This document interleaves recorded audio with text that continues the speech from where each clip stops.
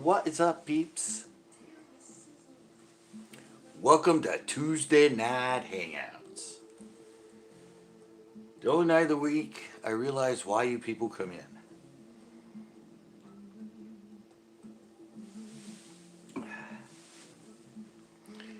Because you got eye candy. You done got eye candy. Hey, JGS. Didn't run an ad again? Damn it. I thought I had it fixed.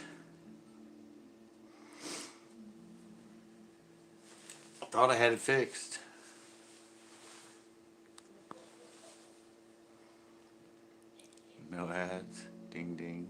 What up? Hey, Bryce. I don't know. Ever since I tried to change the one setting now, it's not putting him in the beginning.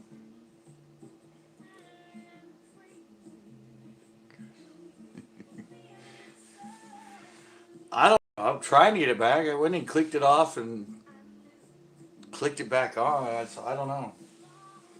The little check is right there for before video.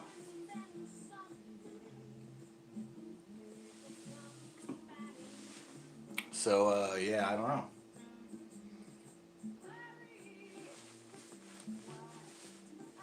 I don't know if I'm not running one or if, I don't know. It's confusing. The TikTokers. I don't know. I wish I had them because that makes me money before I go and add more to the whole thing. Or first good ever.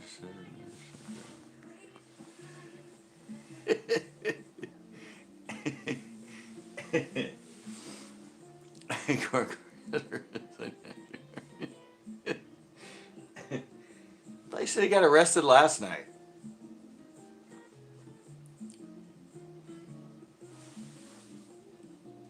Oh no, is that music too loud? Oh, I'm at 6 and 2. 6 and 2. Can't believe it's not running, man. Stupid YouTube's messed up.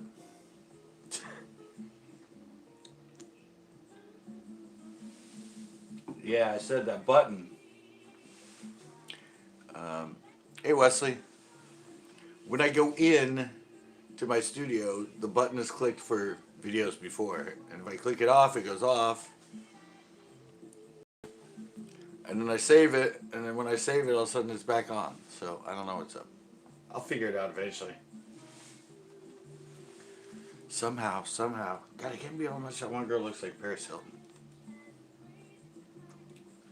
Yeah, I spent all day editing, guys. We're gonna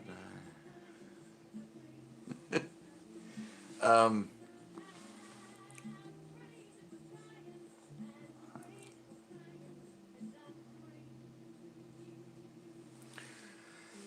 Yeah, Bryce, we've been on it for a while now. Well, I have. I was on it here before it went, like, national here. We started here in California. We should have a purge. So, yeah, I've been on it for like a week now. Hey, big worm. Purge the non-fisherman. Exactly. It just started raining here. Right as I started, it started raining. Yeah, seriously, I edited for like 8 hours today. Left editing, ran to the store, came back. I haven't even had a chance to sit outside and rest beforehand. Yeah, I've been... It took me 2 hours to do my B-roll this time. Yeah, it's coming that way, Wesley. It's coming that way.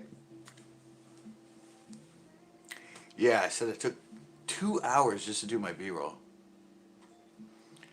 And if you have extra time, I will come for Scott.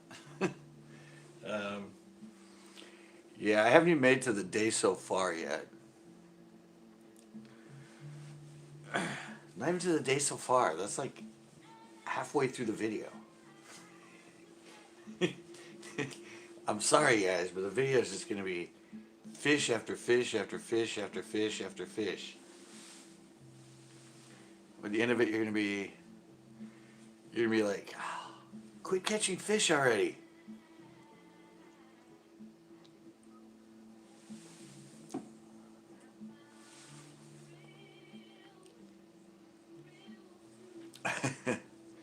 That's going to be a nightmare that breaks out in there.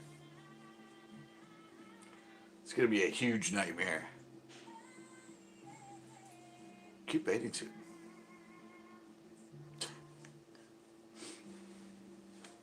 6-3 now. Oh, 5-3. Uh-oh. Really? Why are people dropping out? Got the eye candy going. They're even getting picky at that now. We're getting picky. That's for the lower little yards. A little 4 yards. Oh. Oh. Well. Oh. Never. Here we are. It would be a bloodbath. Sure would.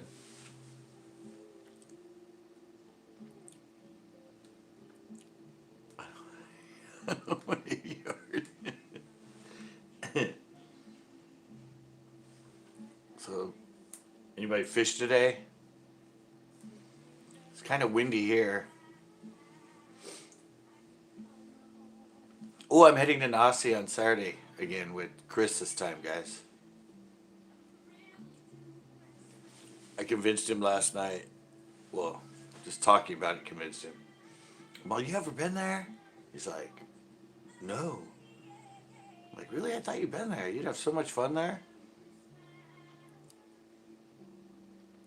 I can't make them play nice. Yeah, exactly. Just try to monitor it.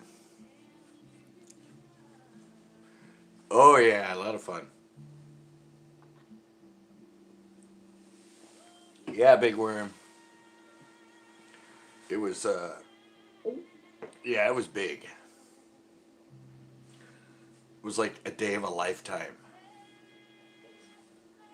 I forget how great that lake can be. And Tito did good too. Tito got his personal best numbers in a day. So we'll see what happens when I go back down with Chris, but it should still be good. I don't see it changing that much. Hey Raymond. Bottom stuff. Zeke was down there. He caught like 15 or something like that on a Texas.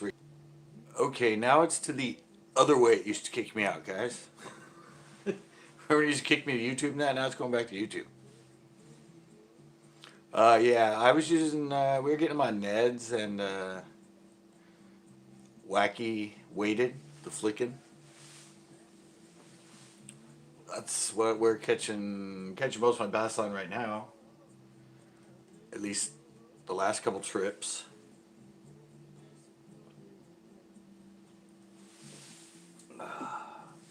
Yeah, that lake's always amazing. Nasi can always give you numbers. Those spotted bass in there, they are pretty much an eating machine, man. I don't know. Good bluegill and crappie. Ah. We didn't have time for any of them. We were just catching too many bass. It was hammer time. I said, I've been editing for 8 hours. And I'm not even halfway through the video yet. Because it's just like, seriously, fish after fish after fish after fish. I'm just like, but but I still got to make it. I still got to make it a film or like a video. I can't. I got to have like intermission parts in there somewhere. But I said, yeah, the B-roll took me 2 hours because I started it here and we ended it at Austin. And it's an hour and a half drive, so I had a lot of footage to go through. A lot of footage just looking for like just the best stuff. And I started doing more. Oh, this one's got a lot of beats in the song thing, so I did a lot of little quick stuff. Yeah, and I have another B-roll to do at the end. Although that one's gonna be a bit shorter, but that one's really cool too. I got some really cool cinematic stuff. I'm driving so much.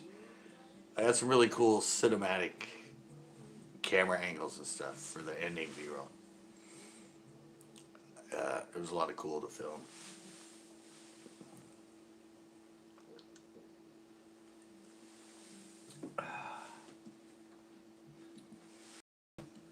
So I guess it was a no on anybody fishing today.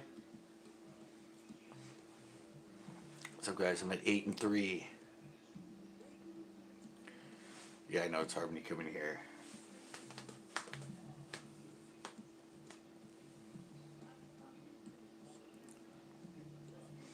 I have clues for not to do it. Takes a long time, Zeke. Takes a long time. I'm telling you. That's it. Pretty much 8 hours today and not even halfway through. Not even halfway through the footage yet. Haven't even made it to the day so far. I think I still have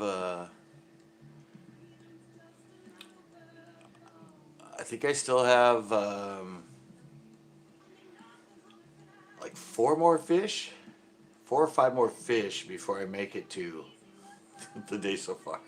So it's turning out good. It's great footage. The water down there right now is amazing. It's like basically bath water right now. Just like 8-9 foot visibility probably. It's like fishing in a bathtub. Those fish are hitting like crazy. They're just going crazy. And I don't even think it's actually spawned yet. I think the water's still a little too cold for them. They might be kind of scouting some places out, but... oh, actually Zeke said he saw some on him.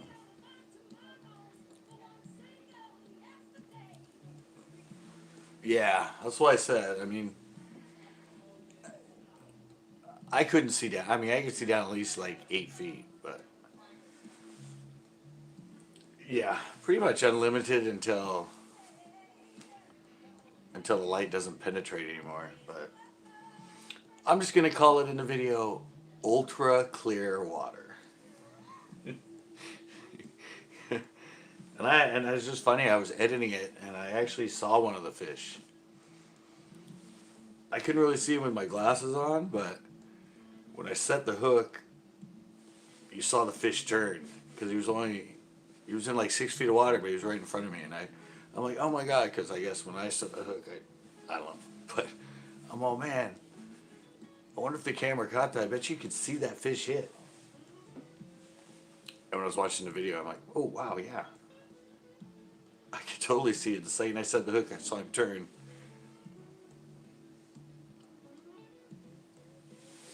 But yeah, I was under the assumption, I thought Chris had been there before. I thought Chris had actually fished Nazi before, but he told me he's never been down there, so I went, dude, you gotta go. He's like, next Saturday, 11 o'clock.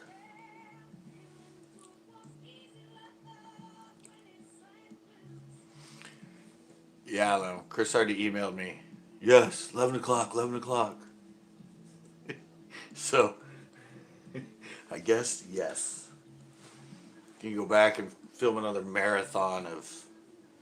And we left a little early with the. We left a little early with Tito. There was still like probably about a half hour of light, 40 minutes of light. And we still did as good as we did. And we didn't get there at daybreak. We got there. You know, I never did find the video.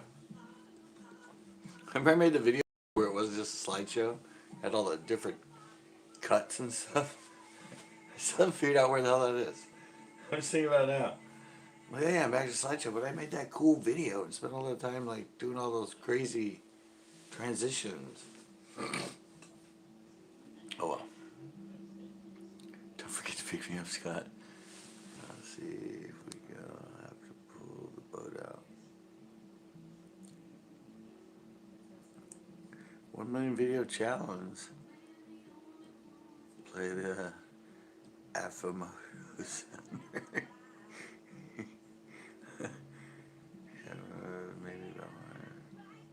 Wow, that sucks. I had a friend too that had to put a perfect spot to put their boat every time, and it was such a pain to get in and out. They had like that much on each side. Well, you don't need the boat. Just go there from shore, man.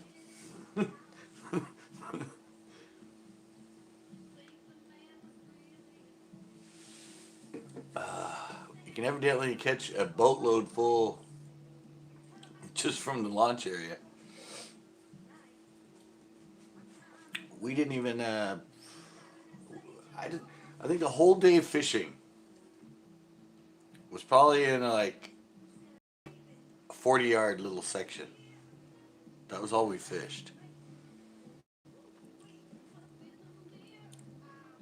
Pecan Productions. I can't play anything. This thing ain't online. This thing ain't plugged in. It's an offline computer. It's my editing computer. No internet access. Much safer that way with editing. And lots of video files. Oh my god. Cool. Oh my god. Fane Guard. What is that? What up, CCB crew? What was that? Fane Granatine? Chartable? Thank you so much for the $2 super chat. Welcome. Welcome, welcome, welcome. Chris is in the house. I was just saying we're going to go down there, right? Everybody was like, what? You're going down there? Again? I'm like, heck yeah. Everybody check out, what was it, Fwayne? Fwayne Granzantine Chartable. Everybody check him out, guys. Give me a super dollar, a $2 super chat. I don't know what I was trying to say. I don't know. I was kind of trying to make super chat and two at the same time, and it came out totally wrong. But yeah, I think I shot. Of course, I shot anybody that comes in and gives me anything. The $1, the $2, especially because evidently I didn't place ads in the beginning of my video. Again, for some reason it kicked me out, and it's not doing it to every video.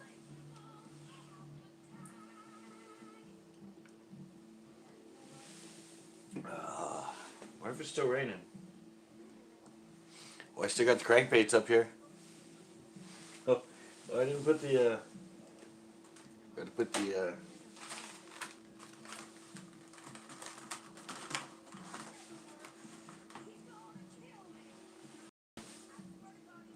those were there all the time, I swear. Product placement, product placement.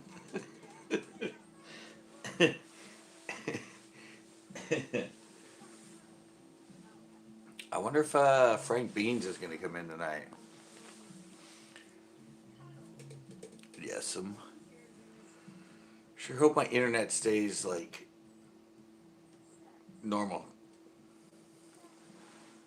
Remember how it's been kicking me out and being funky because everybody's at home, clogging the line. Oh, I have $5 in here. Do you like the Fwain? Do you like the slideshow? These are all of Jay Jones's ex-girlfriends. He only dates fisher women.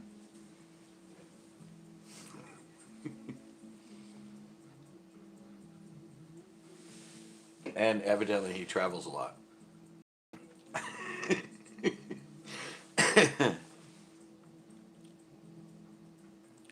Oh, you got one now too? I don't know. I'd rather just buy them. Or use my own. Or buy my own. I mean, I got some of these made up. I gotta start doing the, oh, yeah, it's gotta be raining. I hear it coming down the drain now. Our quarter ounce flipping jig. That's another killer one. Actually have quite a few of them made up. I just never sold them. I never put them on my healthy my use on your use to see. Yeah, that's funny though, because I never have them left over.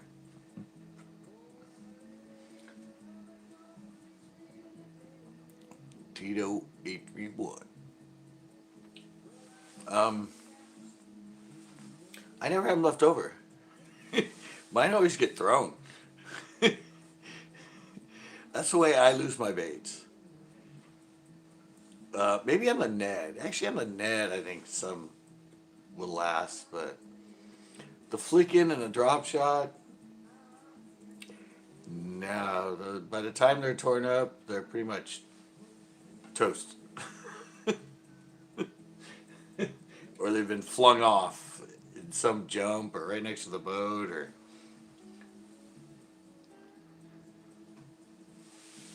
And I have a bunch of old plastic, like old lures in that sitting in my closet in places. I can melt those down. But most of the colors I like are like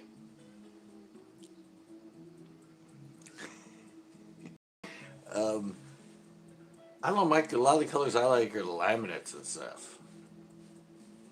I mean, some solid colors, but I like a lot of laminates or swirls and stuff. So, I guess it's a little harder to make those. I don't think you can do them in injection mold, right? You have to have like a layered mold. Or something else to do like laminate stuff. I don't know.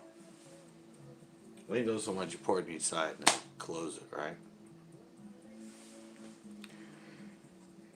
I guess you do that with the ones you have, right? No? Because they come open and then you can put them together? I don't know anything about making soft plastics. Those I got from a place that is wholesale supplies that more generic-y. But, yeah, I mean, I make all the jigs, I make all the jig skirts, and I make the spinnerbaits, do the wire bending. Yeah, it's mostly making jigs and getting the right colored skirts. And as I said, I like the modeled. I like the modeled down it. See how it's like that, and it's dark, and it's light, and then it's dark, and it's light. I don't like them stranded.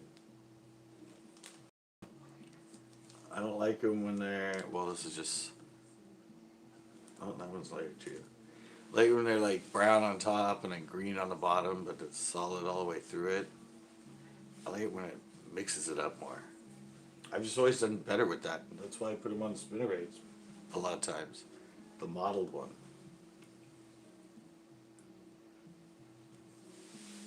I don't see many people in the industry making jigs with the modeled colors. They're always more layered straight, like green pumpkin on top and a little bit of red on the bottom, or a little bit of blue on the side, and then into red. But that color runs all the way down, so it's not broken up. I don't know, just my personal preference, but it seems to work pretty good because they don't see that modeling that much. So the funny thing is, I need to do this one. See, because I do have an old one at Nasi. Oh, my DVD, by the way. See, Junior Spookin' Nasi. That's on that DVD I did. I was back in, I think, like 2003, 2004, something like that. Yeah, that's the old school one.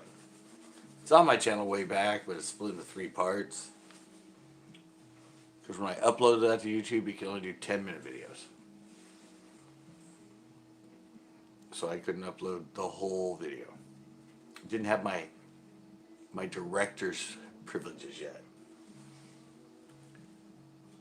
But yeah, I catch a lot of fish in that show.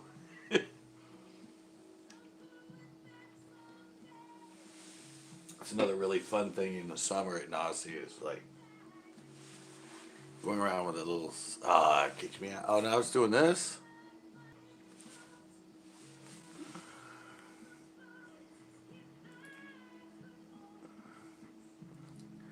It's blinking me. Nothing I can do, guys. I don't know. At least I can get back in quick. Everybody's just getting used to like little lap frozen screen for like 3 seconds and I'm back. It is highly annoying though. Highly, highly annoying. Alright guys, I'm sure it's been a couple cycles for you guys to see the girls because I really need to go out to the porch because I said I was eating for 8 hours and I left for like 15 minutes to go to the store and then come back, so I haven't had my relax time. And now that you guys are here, I can relax. That's kind of, sorry, I'm still thinking about the no ads in the beginning. I know for a lot of you, you're like, thank God, but for somebody that's making money off the ads, you're like, what? See? Look. It's done all wet out. Look at that. It is raining. Miracle March, and nobody gets to enjoy it. You know what the really sad part is? New door. You know what the really sad part is? The ski resorts were sort of struggling. Because, well, they got a lot of snow early and then it kind of melted away. And then they were calling for this Miracle March and it's going to get they were supposed to get like feet dumped on them last weekend and all that, and they all had to close.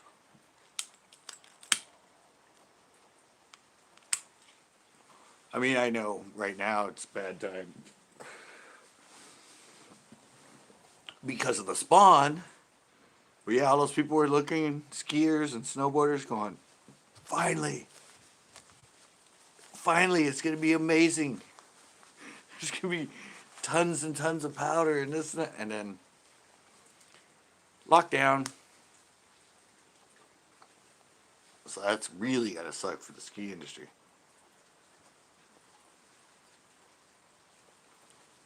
Really, really bad. I mean, fishing too. I mean, this is what, well, I don't that much, but this is what most fishermen can't wait for. The spawn, pre-spawn, yeah. And now we're all locked inside. Hey, Psycho Ducky.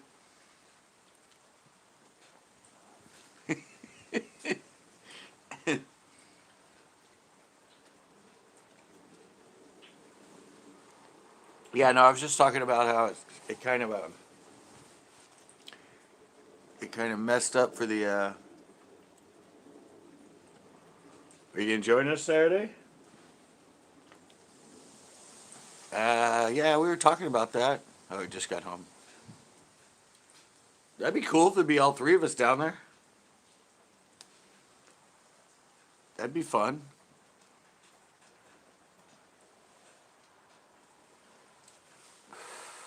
We're talking about a trip to Nasi to go for the spots again. Because I've just spent 8 hours editing the show with Tito, and I'm not even halfway through. It was a day of a lifetime, I think, especially with the conditions we were in and the time of history that we were in. It was a day of a lifetime, half a day.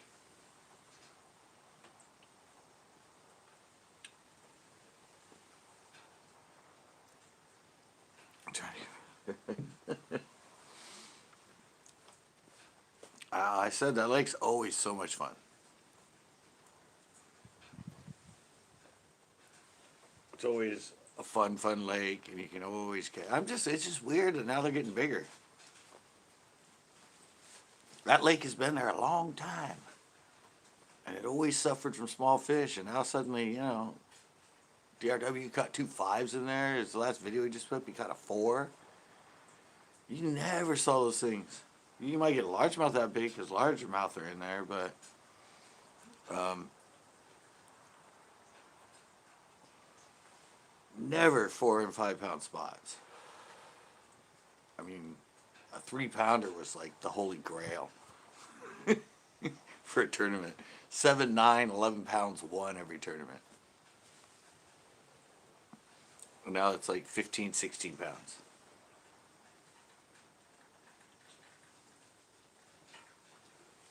And it's been there forever. I don't know if it took it 50 years to mature or whatever. It's just weird.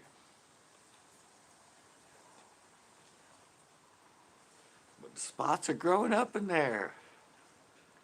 I swear in the video, I think I caught two that probably, I caught two fish that are probably in the top 20 of my biggest out of there.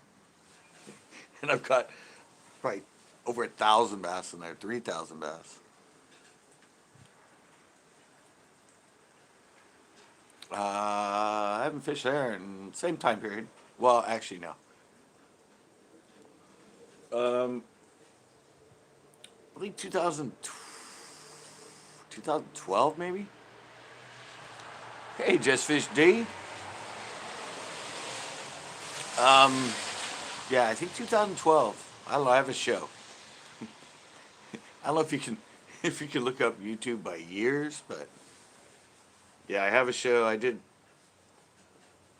two different shows. I think I did two different shows down there with a viewer of mine that wanted me to go teach him the lace because he did tournaments on them. So I went down there and showed him my spots. Hey, Just Fish, yeah, I was talking about you yesterday in the panel because yeah, I bumped you for Zeke for the intro. Sorry. Sorry. Sorry. No, I had all you all set, and then he sent me an intro, and it was on the same day we were there and that. So I didn't have it done yet, so I snuck it in. So sorry to bump you, Jess. Yeah, sorry. See, I could if I wouldn't have told you, we'd never know. But you were lined up in that spot first, and then I got a new intro. So sorry, you got bumped.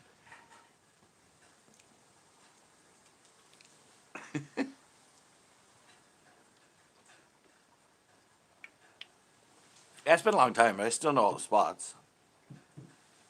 When you find spots and you fish it for like 5, 6 years, they never go away. I went back to Nasi after, well, when I first time went to San Antonio, it had been like 8 years. Oh, it's making you exactly. You guys can update them. You can refresh them. I'm just trying to get more and more people to do it. Like, I get so many new people. I mentioned the intro, and they're like, "What intro? What? What are you talking about?" I'm like, "Well, the intro you see in the videos where one of our crew says, 'Please like, share, and subscribe,' or 'Please comment, like, comment,' and you know." And they're like, "What?" I'm like, "Hey, guys, just gotta send me one. Then I will make you. Oh, I gotta make this custom shirt. Not like I have time to do anything, but I gotta. I'm gonna have to edit like hell tomorrow to get that video up because it's gonna take a long time to render, and it's gonna take a long time to upload because it's gonna be like 25 minutes. It's gonna be one of my longest I've done in a while. Let's just say that. And my last one was what? How long was the last one? 12 minutes? Something like that.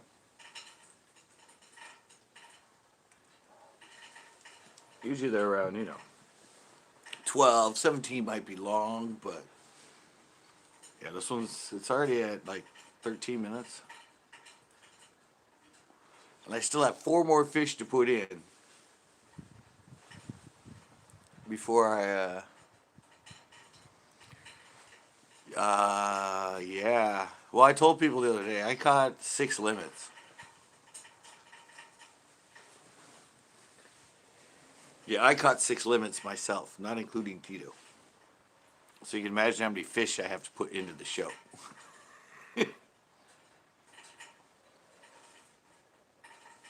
I don't like to put them all, but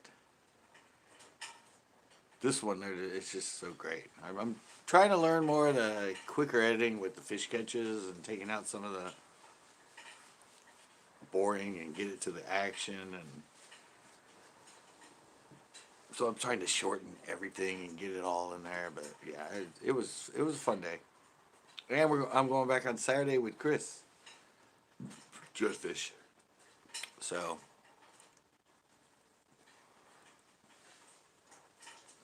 I'm gonna have another chance. It had started now. That's weird. Oh, they put one. Oh, that's because I cut out the.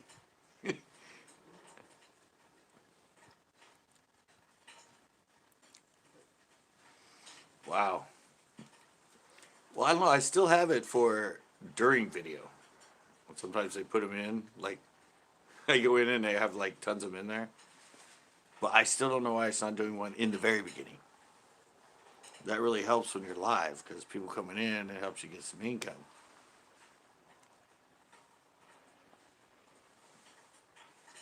Just on the way in. So, I said I'm going to have to fix that somehow. Ooh, I could call Google support. Yeah, like they have one. Oh, you got snowed again? Yeah, well, we get them here, and they're on their way there.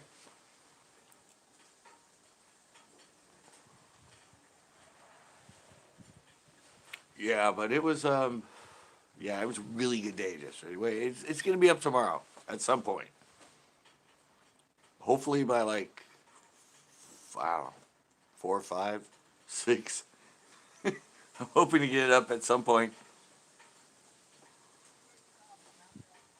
I just know it's gonna take a long time to render and a long time to upload.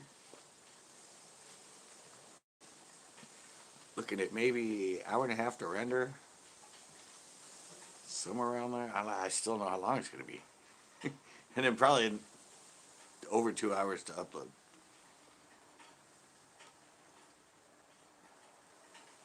On my system. So yeah, it means gotta get it gotta get it all edited and done quick. I spent 2 of the 8 hours today just doing the B-roll. Just the 45-second B-roll took 2 hours. I'm getting way too meticulous with it now.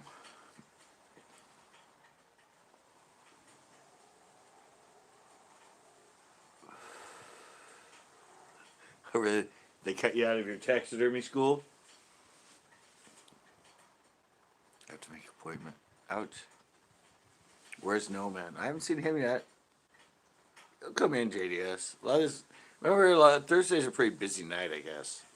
If everybody's still doing their lives, so people are cruising around, cruising around. They'll come back in.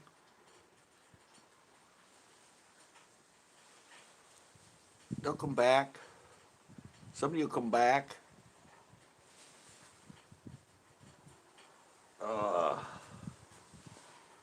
Still raining.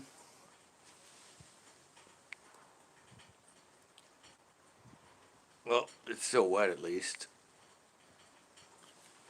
No normal school.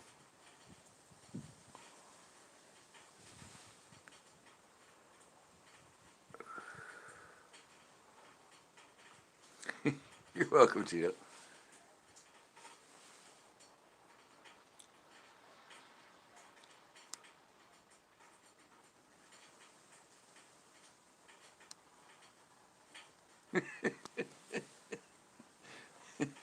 Frito Lay's shut down in Modesto. Uh, wow. That's interesting. Never heard of that. That's an essential food.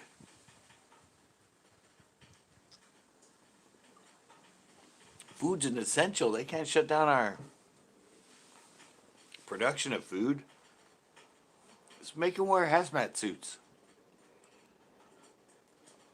Oh, there's probably not enough of those to go around. Never mind.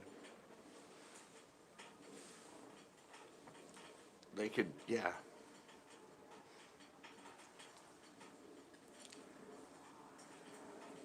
I think a lot of workers got sick. Really? I haven't heard the numbers around here, so I don't know.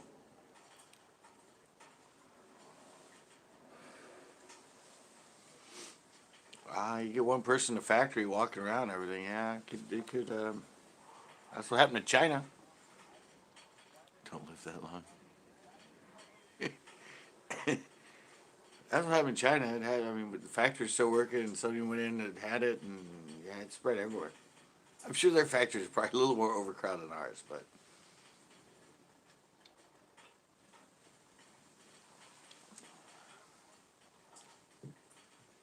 Oh, really? Wow. Did not know that. Tell me your address. Where am I? 3039 Bear Drive, Marina, California, 92929. There you go. It's on my website. It's on my CCB Custom Baits website, too, I think. It's on the header. It's on the header.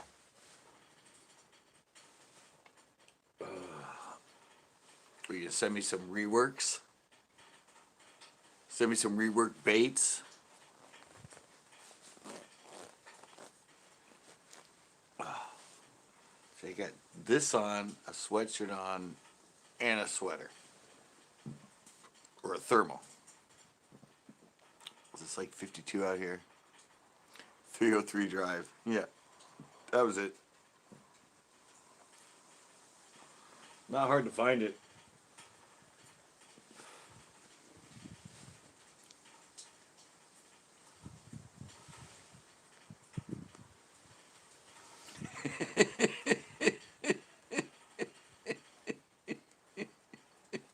He's going to swat you. Nice. That'll be interesting. That'll be interesting.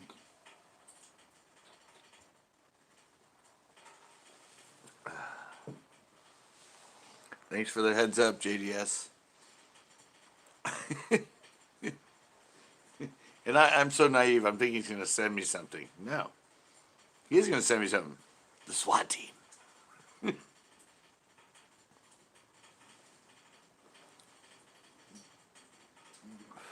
It's not funny. Live PD en route.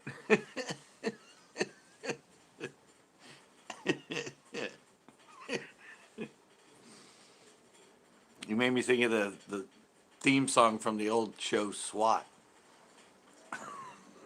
Damn you, it's going to be stuck in my head forever now.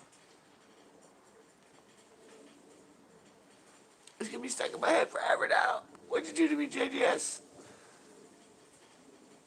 You done like killed me on that one.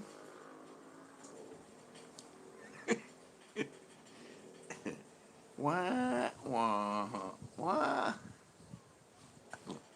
It just came in my head right when you said that. I'm like, oh, great. Thanks. I got that stuck in my head. It's never gonna go away. I blame Wasabi.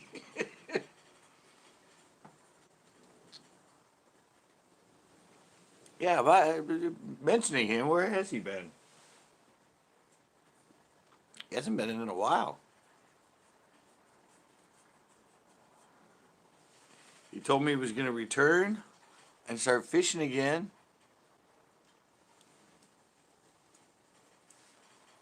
And I haven't heard from him since. That was like 3 weeks ago or something. All right, back to the girls. Back inside being warm. Yeah, you're getting what we just got. It's kind of stopped here. Oh, there was just one sort of big swath. There's just one big swath of clouds that went through, so.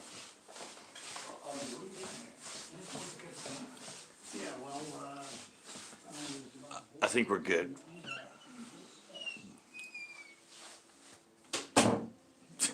Yay. Really? You know what Tanner's here for? No, everything's the same. Nothing has changed. It's par usual right now. Yeah, Zeke, I said it stopped here, so he's here for the CCB merge. Good guy, good guy. Or maybe he's here for that stuff, I don't know.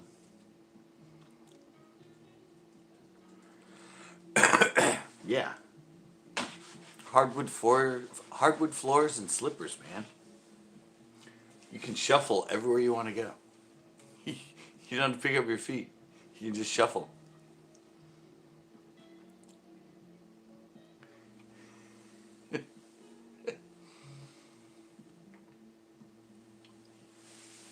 Hey, I had to do some product placement. Come on. That's for Real Man Cook. He was telling me I need to put all this stuff on pegboards. I'm like, I don't know. I don't really have any room to put pegboards, but so I came up with this array here.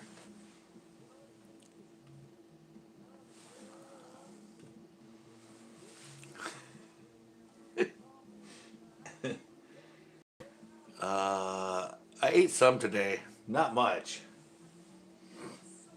Like I said, I just spent so much.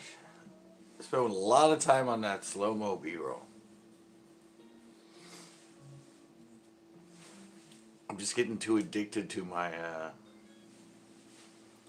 videos now. I'm spending so much time doing them. Trying to rush them out, but now I'm like trying really hard to get it all meshed.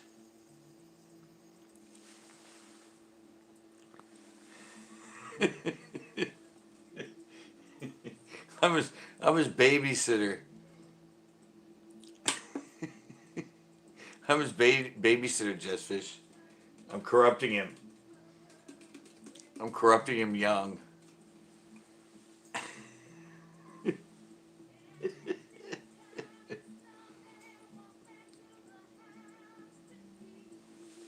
So Jessfish, you've been fishing? Oh, you just said you went to the Delta. No largemouth lately?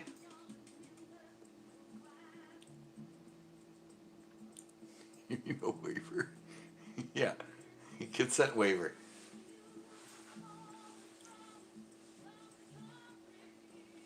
Send me some Ned rigs. I don't have any. I think I'm down to one Ned. I haven't been able to order my own. Yeah, some of them. There's a flat side and there's a flat side. Man, they fish for dinner. Exactly. It's hard times, man.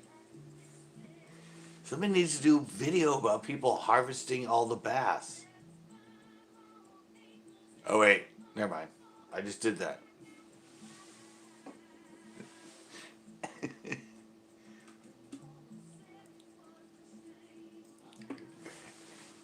what was that? I'll send you some. So what? Some Neds?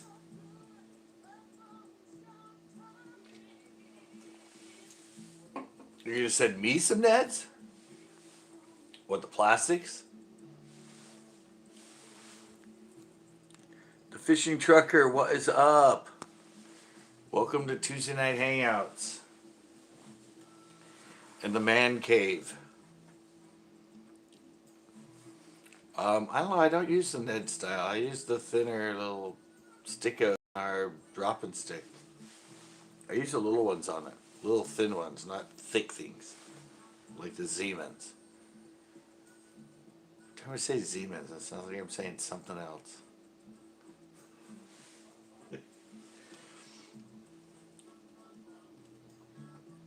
I think Bass Pro is open. Is it? Is that essential? I don't think they have anything that's essential in there. They might be open online. No, I don't use the thick. I use the thin ones on it. I've tried fishing like the back half.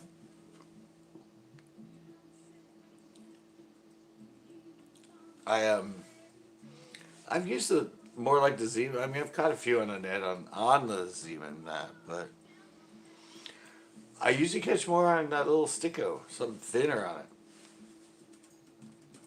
That's what they all came on in the new video. Oh, don't say that on here. We can't promote catch and cooks, catch and takes. At least if they're not bass. I really don't care if you take anything else. Can't take your bass. You don't drop shot weights. Do what I do. I just use a bullet weight and a split shot below it. You can go get them at Walmart and they're cheap. 99 cents for like 10 weights. And then like 97 cents for 500 of the smallest freaking split shots. That's all you need.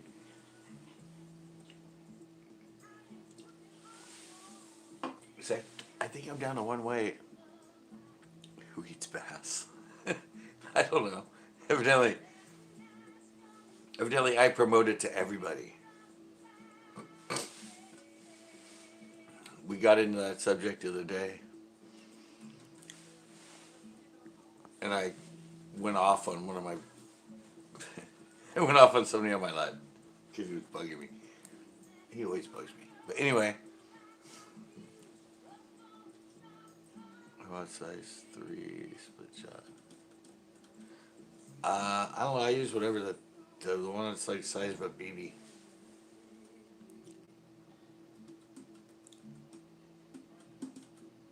Good to know. Jetfish.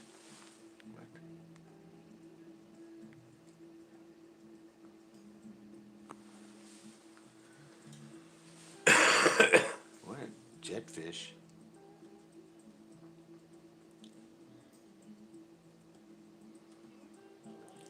Tie on. Yeah, I've showed everybody. I just put a bullet weight, put a knot in the line, and put a split shot behind it so it doesn't come off. That way, if you get snagged by the weight, when you pull hard enough, it will pull off like the drop shot weights. But they're way cheaper. You like bullet weights, you know? It's cheap bullet weights and cheap little drop shots. All right, Tanner. Yeah. That's just my way to do it. It seems it's easier.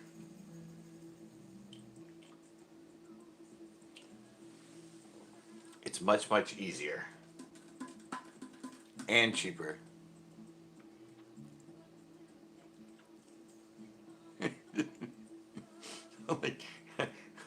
far back in the comments you going? Yeah, but you can just buy. You don't have to use tungsten. Not on a drop shot. They don't care what size it is.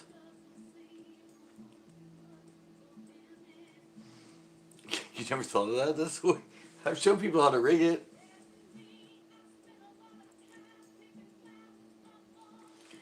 Yep. Just like Tackle Warehouse, if you're in California, they ship you. Doesn't matter what you spend, it's free shipping.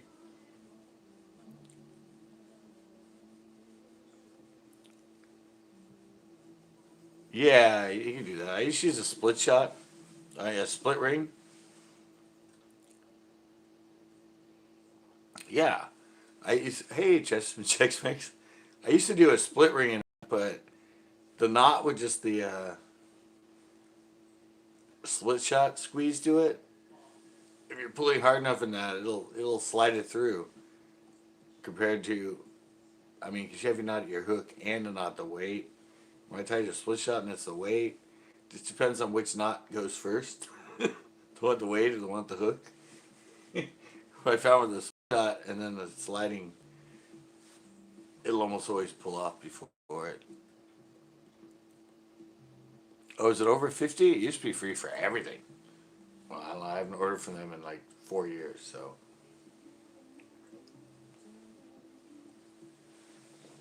I guess they upped their game and Bass Pro lowered their game. Hey, the place I order a lot of my products from, it's free shipping if you spend over 150.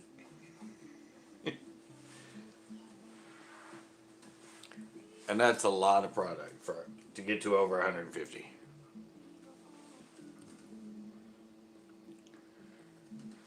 Is it? It used to be everybody, but just California. Oh, Zeke, you're gonna get more rain because I hear the gutters right now. It's starting to rain pretty good outside here again. Yeah, but I said I'm always in there. I've never. Well, I had some of the actual drop shot weights because when I lost all my stuff, somebody gave them to me in a care package. All right. I'll keep you playing. No, I'm talking about where I wholesale all my bait stuff. Components like skirts and worms and jig heads and spinnerbait bases and blades. That spot. Not rod and reel. Yeah, it's for my creating my baits. It's 150 free shipping.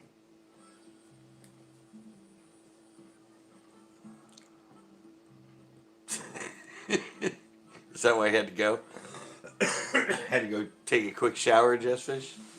Was this a big worm? Yeah. He had to go take a quick shower. I'll be right back. I'll be right back. I'll be right back.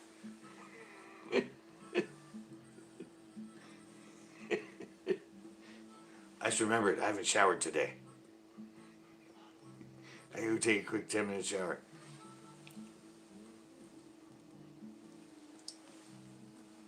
Gotta go where the memory's hot. That is funny, big worm. Hey, that's what Just Fish was catching.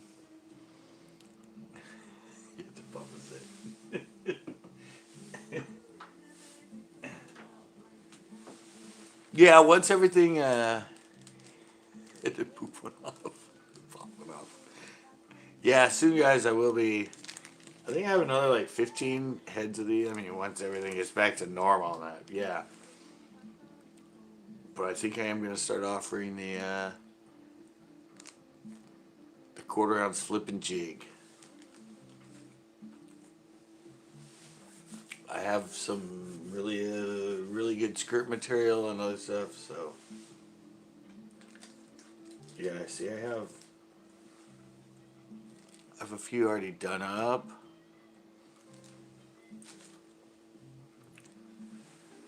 Those are great. Quarter ounce for me is really heavy. It feels like a regular normal jig when you work it. But I don't. That's just like my favorite weight. Quarter. My bands keep freaking. What? Wait. Oh, you mean the bands that hold them on? Those bands keep breaking. That's what brand?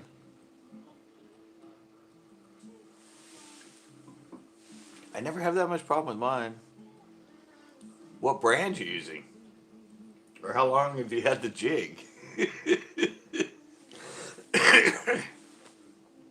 I don't think I've ever had any. Well, if I have them in my box and I don't use them for a long time, yeah, sometimes I don't know. I think it reacts with silicone or something, and then we get all like sticky and break. But the ones I fish, the ones I make, only 12 years. That might be a reason. Yeah, no, these. I think I've had these last, maybe the same jig sometimes for like, if I don't fish it much in my box and me fishing once in a while. I don't know, I've probably fished the same jig for like 6, 7, 8 months on and off. I've never had the bands. It's only if I leave them sit for like in another box for a couple of years and I'm like, what the hell? All these bands are all swollen and sticky and falling off. No, if you keep them in, that's why like, if you keep everything inside a bag so there's not much moisture and everything. But seriously, who keeps a jig that long? I mean, most, well, most people, how long does it, oh, I should do that as a survey. How long does your average jig last you before you break it off? That'd be a good one. I'll have to do that next time. I'll do that for Thursday's survey.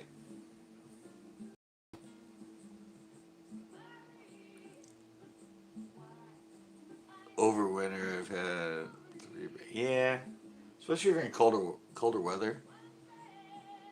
I lose mine before that. That's all I said. That's like, well, I was joking about people that wire wrap their jig skirts. I'm like, well, oh yeah, wire wrap, it'll never come off.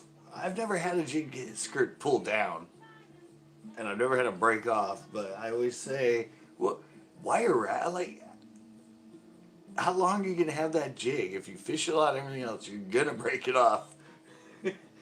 Most of the time before just a little rubber collar breaks. To spend the time to wire wrap them, that's just getting in a fisherman's head. That's selling to fishermen, not the fish, because they'll be like, oh yeah, check it out, I got 5 new, and they're wire wrapped. They'll last forever. And that same day they got them all, it's like, dude, I only have 2 of my jigs left.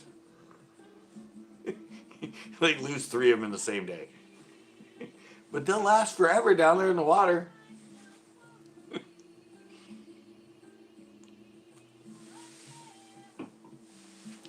That skirt will stay on forever. Yeah, yeah, I love that.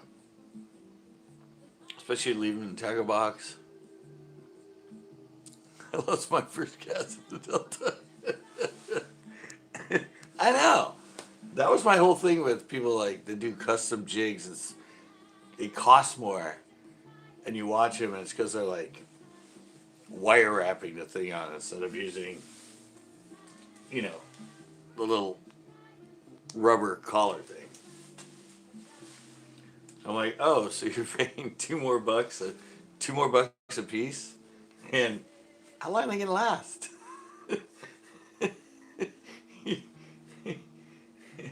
You're gonna break them off like, I don't know, if I'm fishing, well, I think just in my lives and everything, I've lost like probably 20 of my own, especially if you use lighter line. But yeah, they're jigs, they're bottom, they're gonna get nooks and crannies, they're gonna get stuck. You're not gonna be able to get them out. Rattle trap. First cast until yeah, it's even if you're on a boat, you lose those things. I mean, it's a lot. Whoa. Blink. It blinked me again. Um, yeah, that's why I said I don't understand it. Gee ain't gonna last that long. I mean, topwaters maybe, frogs. What else? Jerkbait, you know, anything that you use suspended in the column, and you're on a boat at least. Yeah, those things will last you for a long time. Even suspending things like jerkbait, and you're on shore. Hey, rattle trap. Um, yeah, you snag one thing out there, one big log or something. You can only walk one angle. You can't like get in a boat and go to the backside and pull it out, or put your rod down there and freaking shake the hell out of it if it's not that deep. But yeah, I'm sure you lose all that stuff. Jeez.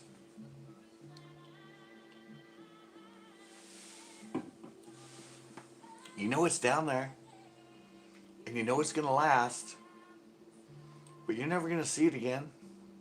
And you paid $2 extra for it because it's wire wrapped.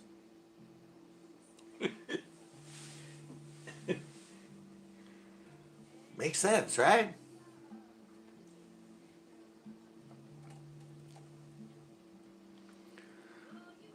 I'm doing fine. I'm just doing what everybody else is doing, just hanging out at, you know, hanging out at home. Spent 8 hours editing today for a really great show that we filmed on Saturday. And I'm going back this Saturday to the same lake with Chris. And Tina might come, and who knows? It's Spotted Bass. You know Spotted Bass. Singing at home. Exactly, yeah. I usually sit at home when I have to edit all day. But usually it's the other days that I'm out and about and around. But these days, no, I've been, I go out twice a day. First stop is to get my black and mild to last me for the day. And at the end of the day is going out to get the beer and a couple more smokes to last till the next day when I repeat the process.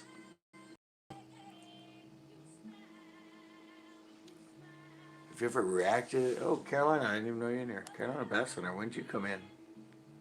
Right now? Do you ever react to videos while you're live? I just noticed the screen. Do you ever react to video? Oh, you mean like do a live reaction video? I just noticed the screen. This is Tuesday Night Hangout screen. That's why a lot of people visit on Tuesday Night Hangouts. You've been a while here, you just came back. I was probably on the porch. Now I'm back inside. I'm going to go to the porch again, though. Yeah, this is the usual here. Okay. Word.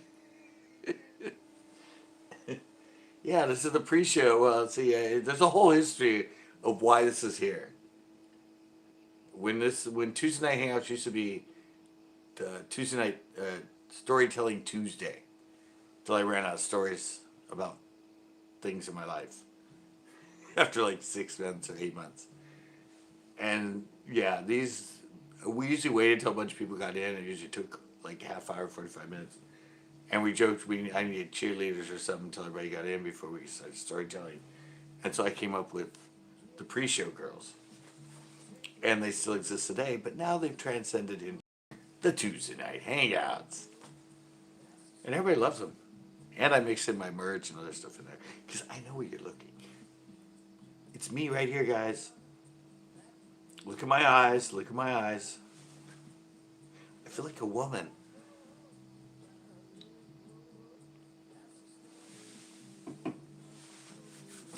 So yeah, Carol. That's the history of the women. That's the history of the women. But yeah, I've never done it. No, I don't think I don't. I haven't done actually a reaction video yet. Nonetheless, doing a live one where you actually might try one. Do you do one? Have you done one? Have you done? Have you done one, Carolina Bass Hunter? Have you done a live while you're doing a reaction video to somebody's video? No. Okay. I've never thought of that. I mean, well, they do live gaming and live scratching, so maybe going on. Why do you go live and react to some of my really old videos? Oh, you've never gone live? Yeah, all right.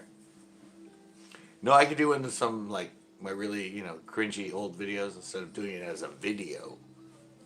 I could do some lives and have them set up so I critique myself and watch them while people are live watching me. That might be a lot of fun. I have to think about that. Who knows how long I'm going to be inside in the next few months. So might have to start getting creative.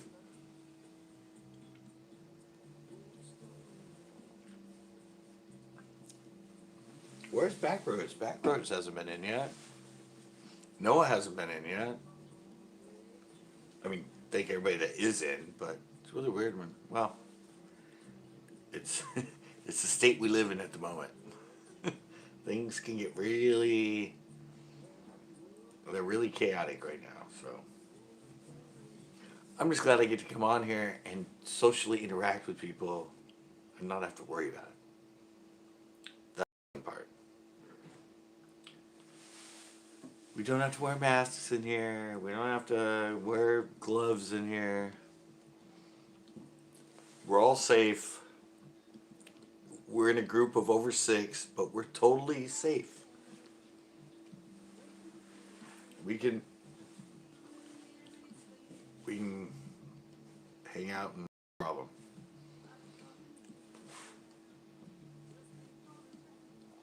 That's my little social push. Social internet push right there.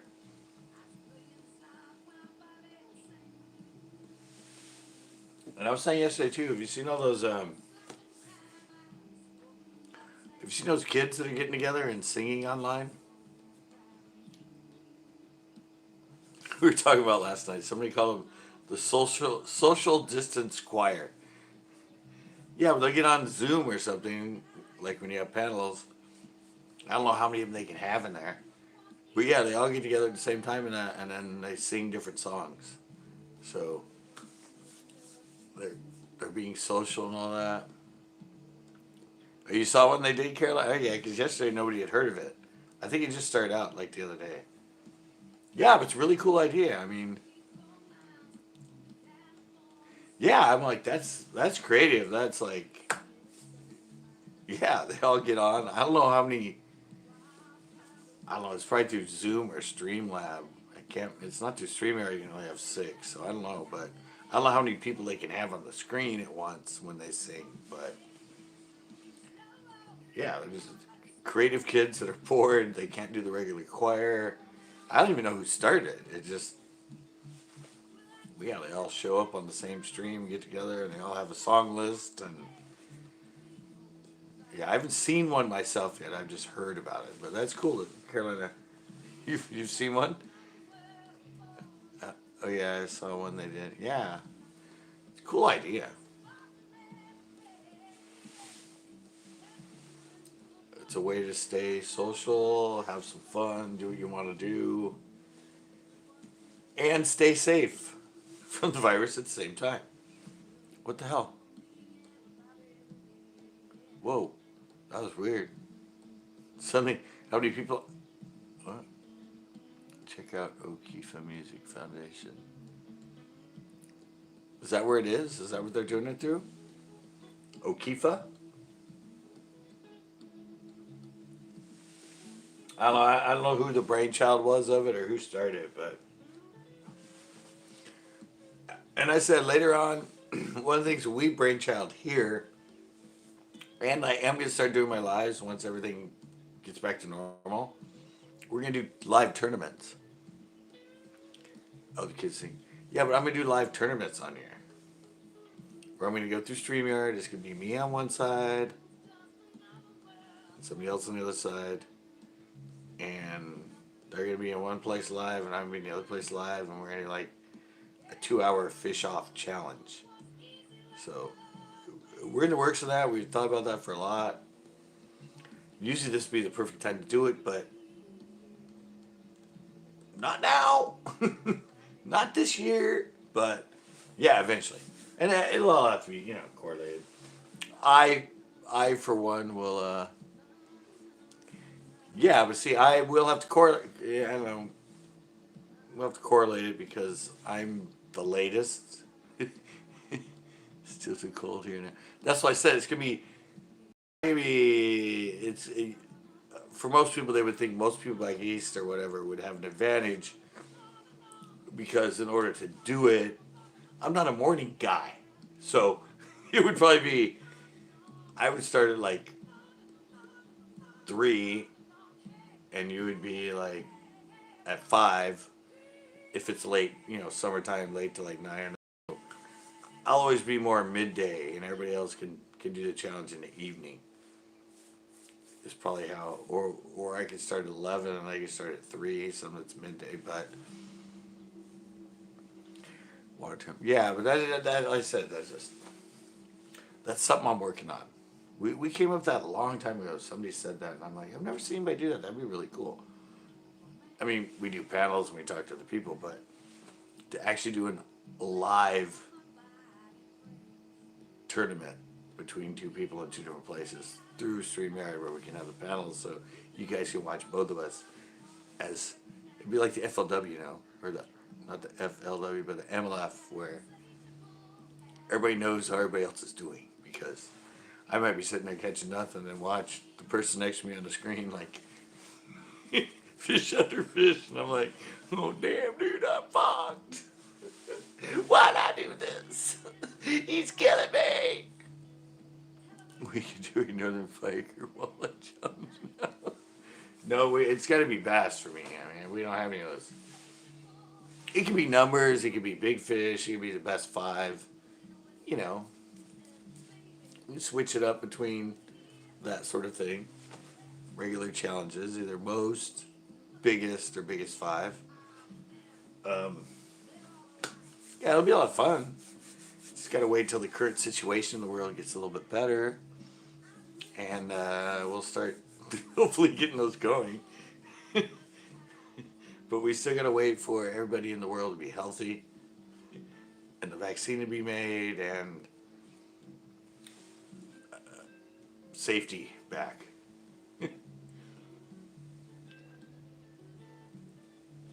See, but the other hurdle with that is to have reception. Because I'm limited by lakes I get reception, and I'm sure other people are too. But, we coordinate all that through email, everything, and everything mesh, and bingo bango. Online live challenge between Central Coast Bass and the Fishing Trucker. Or, Carolina Bass or low budget or yeah. It'll be a fun weekly thing, I think. Or bi-weekly or something. But yeah, online, right there, everybody gets to watch it, everybody gets to comment, everybody gets to see it happen. Who's kicking whose ass? Maybe we can even turn it into like tiers and stuff, like brackets, where daily. I don't know, but it would. I just thought about that. That would be fun to turn into like. We could start off as. Oh, if we could get other people incorporate, or everybody could just. I don't know. If everybody goes against me, that wouldn't work. But maybe we could correlate between other CCB crew where it's a CCB crew tournament where I have to fish against somebody and then somebody has to fish against somebody. We'd have brackets. Yeah, and then it's like start out with like the NBA or something, like 8 teams, and then yeah, we do it. Yeah, and then we break it, and like whoever wins that one. Yeah, that'd be a lot of fun. I never thought of that. See, I just expanded the idea to a national level. That'd be a lot of fun. Yeah, fishing trucker. Yeah, see, I said right there. You guys are always my think tank. It's when I'm live when I think up all this stuff. And this one's being thought up about something really creative and fun to do while being live. And then and then I can do update videos like during the middle of the week. Florida boys might have an edge. No, but then I could do like an update video in the middle of the week. Like, oh, if you missed the tournament live bracketed was so and so and so and so, and then yeah, we break it. I could break it. I could, like Carolina was saying, if I ever reviewed a video while being live, well, I could do it live and have the video and do the recap of and what to look for next week. You just gave me so many ideas, guys. Thank you so much. Just like out of nowhere. Just like, boom, this could be a really cool thing. My idea, though. And nobody, yeah, no. This will be, well, I'm really excited just so Earth goes back to normal.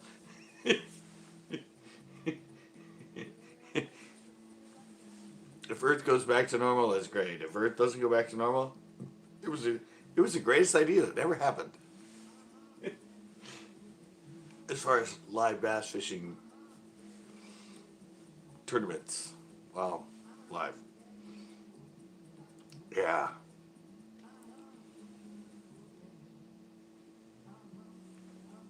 yeah. We can work this out. Oh yeah, well, we gotta wait for the. Like I said,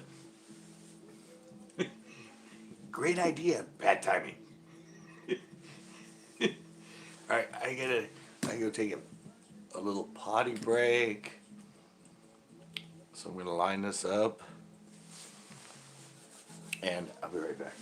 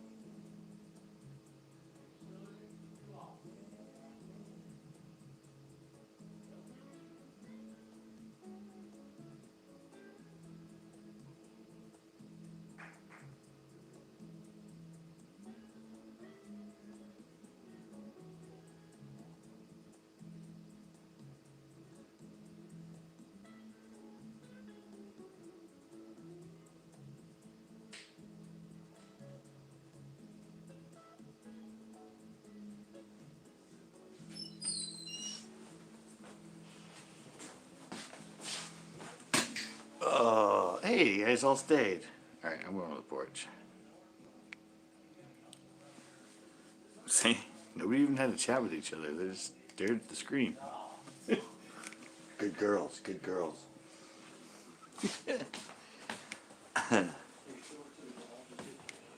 uh, yeah, my mind is like freaking going right now.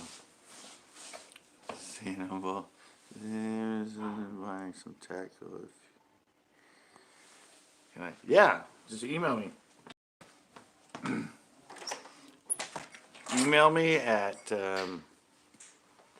bass at centercoastbass.com.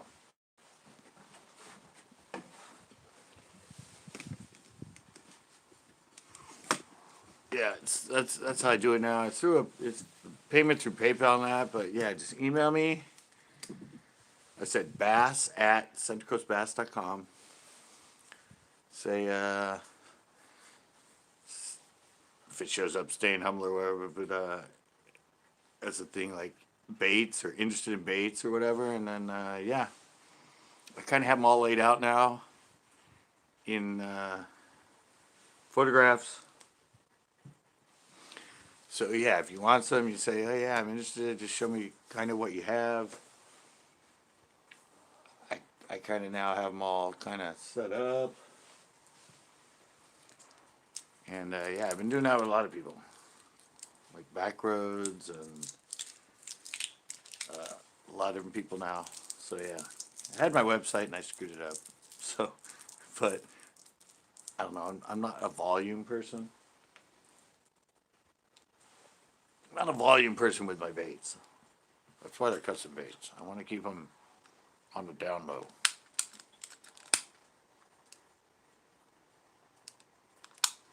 Those are in with the end. So yeah, staying humble. Yeah, do that. Send me an email.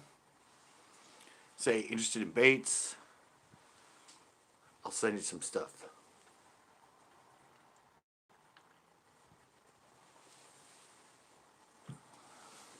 Sounds good.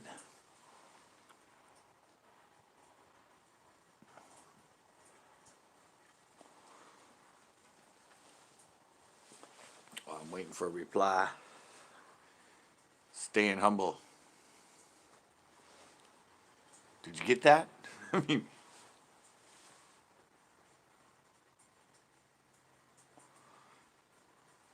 maybe got it. Good. Yeah, now I'm totally thinking about about doing the tournament thing.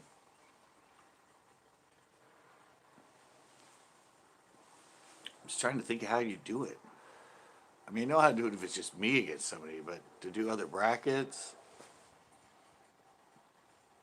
how to correlate that in. I just emailed you.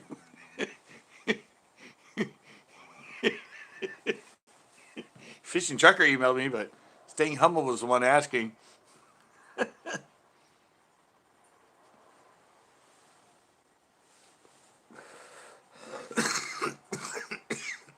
Yeah, I think that'd be a good idea, man. Sorry, I'm totally distracted now. My mind's in the background going about how to do the live thing and make it fun.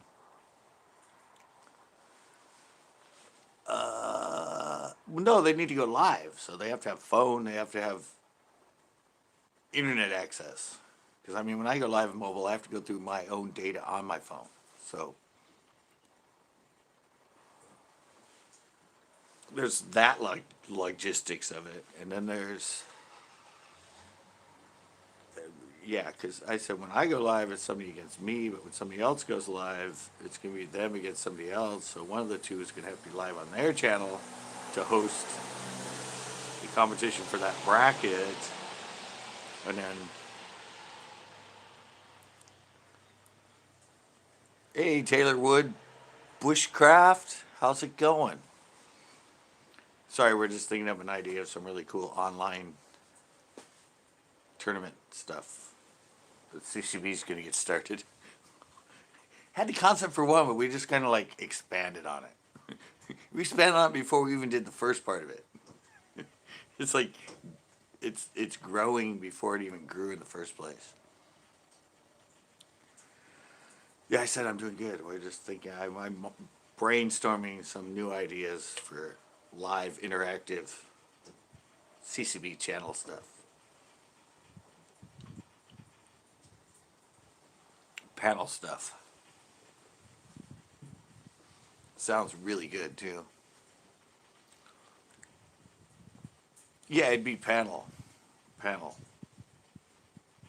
Because I do panels, but we're thinking of tournaments with panels and live, and the viewers can watch.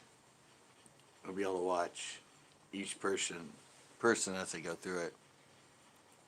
Where's Scott? Yeah, well, I do panels every Monday. And I haven't been lately, but often I'm on a lot of panels. If anybody knows that's on and has their panel, I always jump on. But no, this is more of a Fowler is or Joe Redman. No, I don't know them. With me, it's like I don't know, like Premier Hell, What the Fuck Mike. Um, I don't know. I've been on some really odd panels, but I mean, even Nikki Pink and some of the others. That's kind of the whole other side of me that's not to do with fishing or the panels I'm on.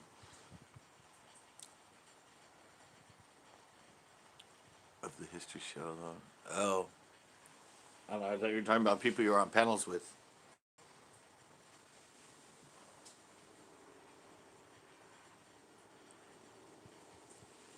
Yeah, I've been a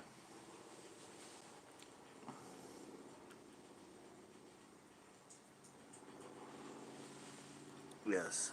I have 16 guys and 8 going live on their channel. Bass.com? No, Bass. Staying humble. No, it's Bass at centralcoastbass.com. It's just Central Coast Bass is my website. It's bass at centralcoastbass.com. Is a bushcraft. Wow. Nice. Yeah, no, I'm thinking different. I'm thinking what we're thinking about is competition. Kind of like if you watch the MLF and bass fishing, because it's all about weight and that, yet they're updated and they know how everybody else is doing as they're doing what they're doing. And so we're going to try to do it live. Like I'm on location fishing and they're on location fishing, and we're having a tournament against each other while everybody is watching us compete against each other.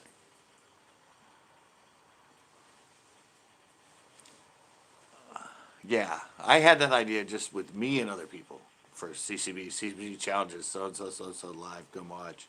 But then we thought about turning it into a tournament, having brackets, and have other people going live, competing each other, well, and then breaking it down over a season, and so that's the newest thing I'm excited, and that's where my mind's going with this side of it would be. I haven't even started the first side of it, and now in our conditions right now, who knows when it's going to happen, but. Um, Yeah. So right now, yeah, I'm all. We came up with the idea of competing against each other because I always go live fishing. A lot of people don't go live actually fishing. They go live like here at their house, and they go live talking about fishing. But I have a habit of always going live while I'm fishing. And then people said, "Oh, why don't you go live and have somebody fishing against you?" Yeah.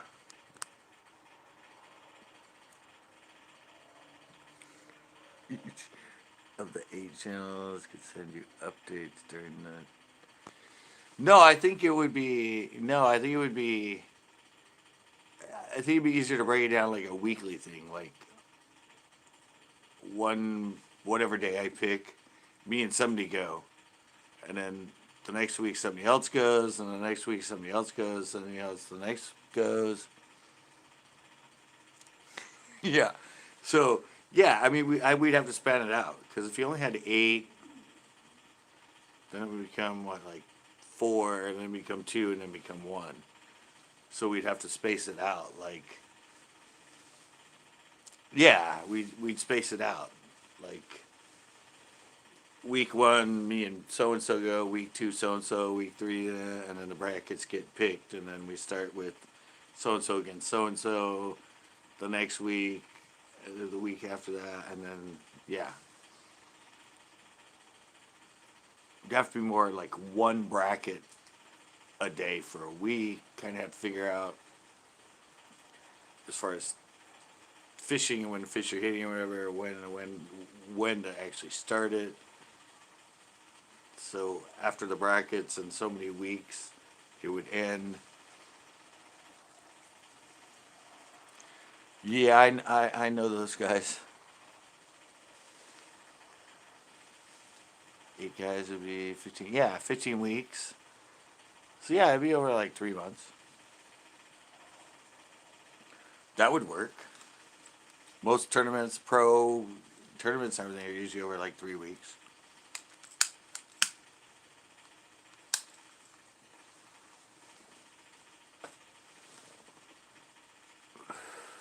Right? Went fishing.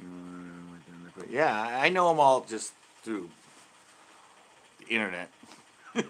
Me and John B. Well, me and JoJo Bars 23 kind of started at the same time back in the day. But yeah, I follow them. I know all them. I respond to them. They respond back to me. Never fish with them because I'm here in California and they're back there. But I respect what they done, man. I was right there with them and I fucked up and they just took it.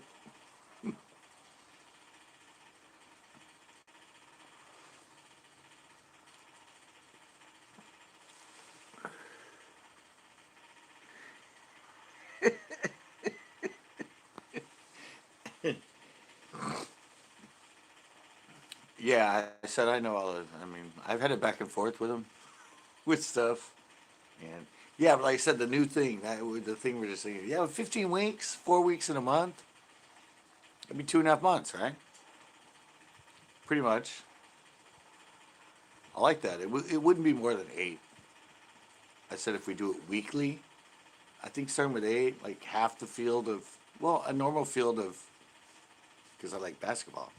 The West says 8, and the East says 8 when they start. So yeah, 8, yeah, 15, yeah, totally doable. Totally doable. Just got to brainstorm the rest of it, but that seems we've already meshed it all out. So you guys are great. You're my brain. You're my think tank. I throw it out there. You guys refine it for me. We got it going.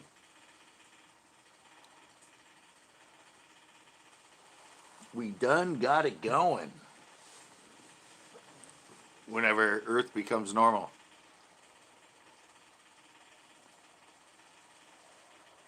That's my new saying now.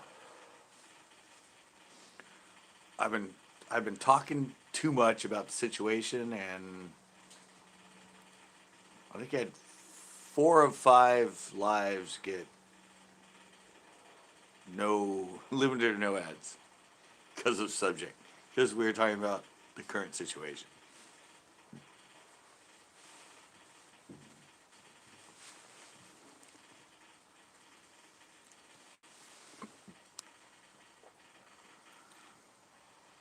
Hey, Kelly Basson, what is up?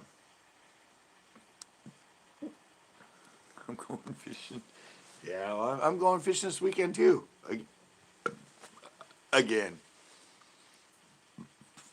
back to Nazi with Chris, and I still haven't edited the one. Oh, Tanner's back. Yeah, yeah, but thanks a lot for these new people coming in here. Taylor Wood Bushcraft came in. Been fishing this week, Scott? Yeah, well, I put up that one Monday. And I'm editing one right now that's from Saturday.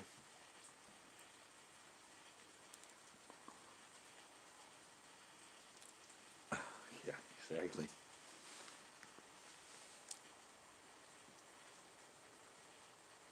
No, we're putting that on hold. I said we're working on that right now, Tanner. That's gonna come back eventually. Just gotta take a chill pill for a while. It's sensitive times.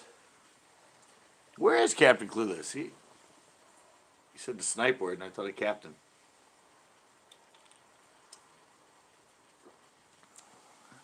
Yeah, but we said I'm the boss. What I say goes. Let's get him away. He hasn't been in. Well, we all know it's a new world right now. Got to get it all going. Got to get it all together. I'm pretty sure Tanner's gonna be in that tournament though. Tanner's gonna be all over that live, man. Pretty sure. At the moment, yes.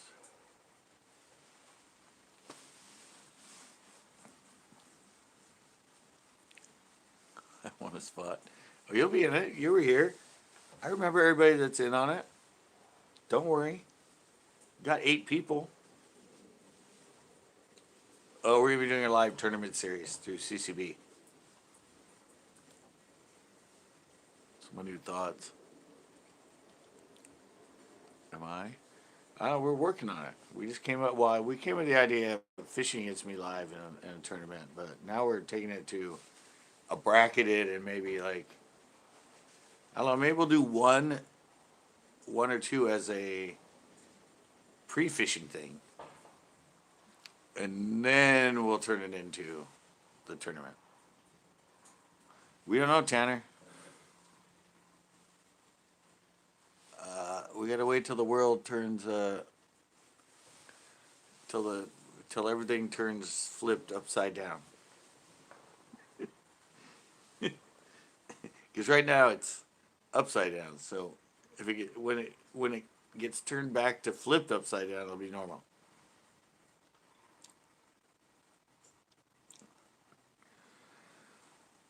No, you have to be live, which means you need reception, which means you need internet connection, and 90% of the lakes I go to, I have no reception.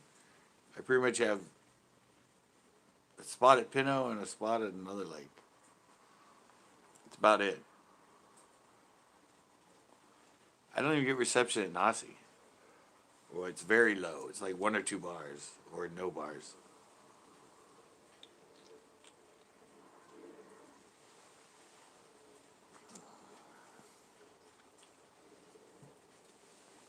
Oh, they're active around here. They're way active around here. And it's still raining. It just started raining even more since it came out here.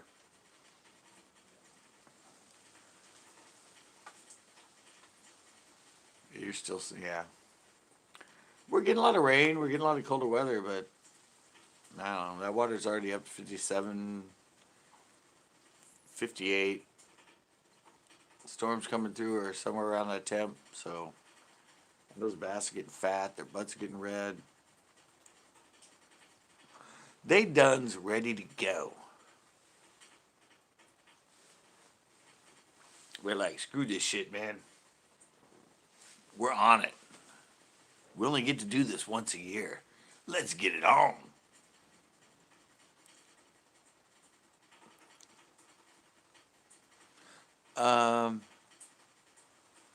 Whatever. Yeah, I don't know. It depends on if it's a quick rise in temperature or if it's a slow rise. Usually you're above 55 in a typical pre-spawn area. Whoa, can you guys hear that? Let me turn it around. I'm sure you guys can hear that. And you can probably see it. The way it's a little grainy. Look at the light. Look at the light. You can see all that heavy rain going past it. It's suddenly raining real hard. Wow. Yeah, I said,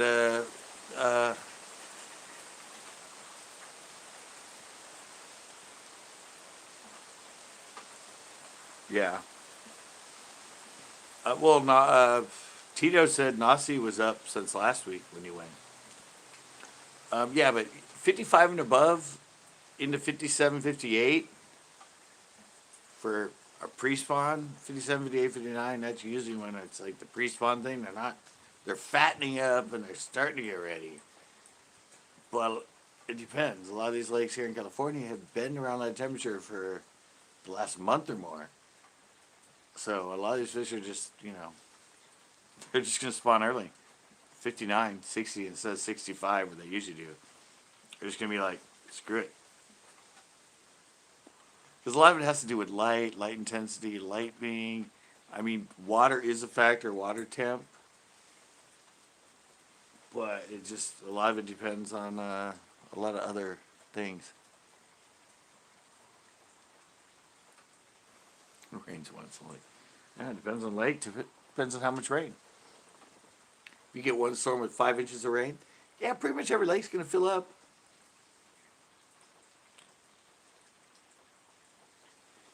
Yeah, but who is that? Is that a fishing trucker? Who asked that question? It was fishing trucker. Yeah, yeah. Pretty much anything above 55 in the spring, they should be hitting pretty good. That's what even KVD said. When does he start fishing faster in the winter to pre-spawn transition? He said once it gets above 55, he really starts speeding up his fishing. Because above 55, he's going.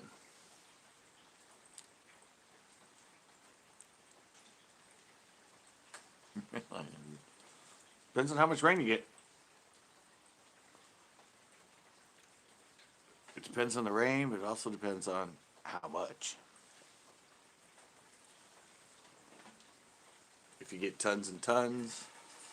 I mean, Miracle March. Aren't you the one that said that? I experienced Miracle March. I was there in 91 when Miracle March happened.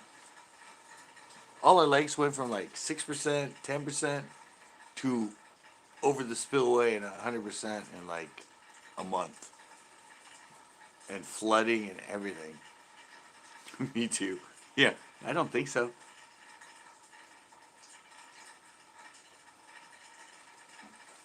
I don't think you were there.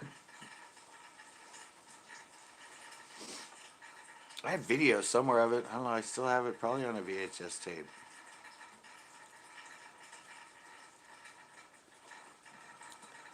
A friend of mine, we went down there in the middle of the night with my video camera in his truck. And the lake that was my little pond that was down to like a puddle and like 2 feet deep was flooding the parking lot, and it was amazing. It was amazing. It was like, wow. Like 5 years straight, it just kept going down and down and down and down. Never filled up, down. So they became this like football field sized puddle. It was only 2 feet deep. Pinot flooded. Yeah, I have my drone footage of Pinot when it's flooded. And I did a video there. Fishing in a picnic area. But yeah, I flew my drone over it when it was flooded. Not when it was flooded. It got flooded more than that later, and it flooded. Even the bathrooms were filled. It was up to the bathrooms when I flew my drone over it.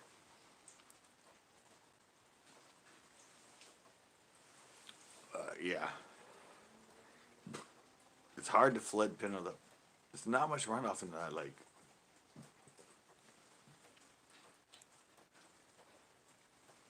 Yes. Yes, I do. I definitely do, Tanner. I have a lot of videos on YouTube. And this is a new one. And there's going to be another new one tomorrow. And another new one on Thursday. And another new one on Friday. So, yeah. I'm an upload whore.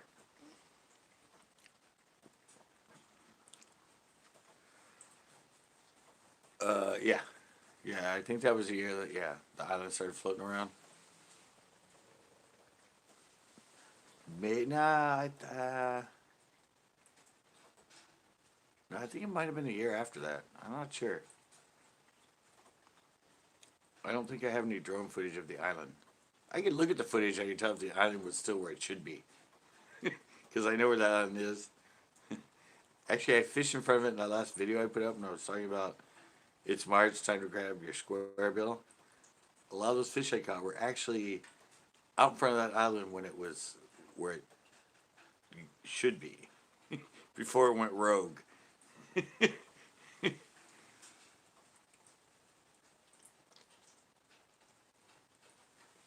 Yeah, I think that was the year after.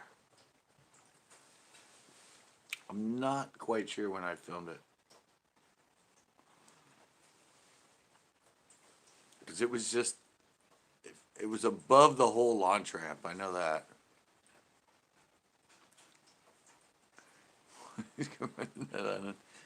I don't think I ever commented on it. I know it was a pain in the ass because it closed off the marina.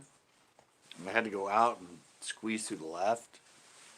I was actually there the day that island lodged itself in front of the launch.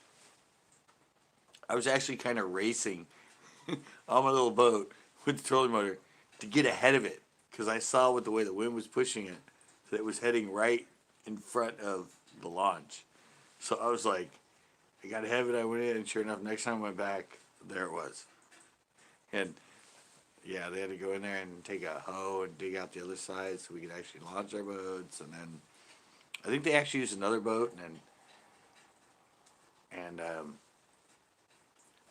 put spikes into it or tied ropes to the trees that were on it, and they pulled it out. And then now it's off to the left of the launch ramp, and it's in there, and they secured it. They like took those same ropes and went onto shore and hammered it in spikes and tied it off so it wouldn't ever go around the lake again. And I made the news on that too. She interviewed me and she put me in the little clip about the island. And I told her where it came from. And yeah, she's like, wow, you're seeing really knowledgeable. My own fish is like,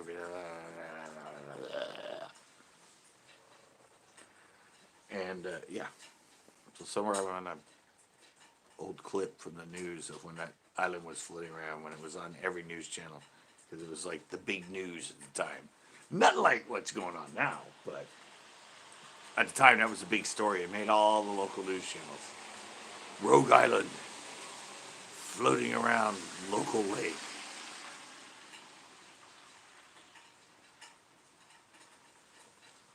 I'm like, oh, I know exactly where that island came from.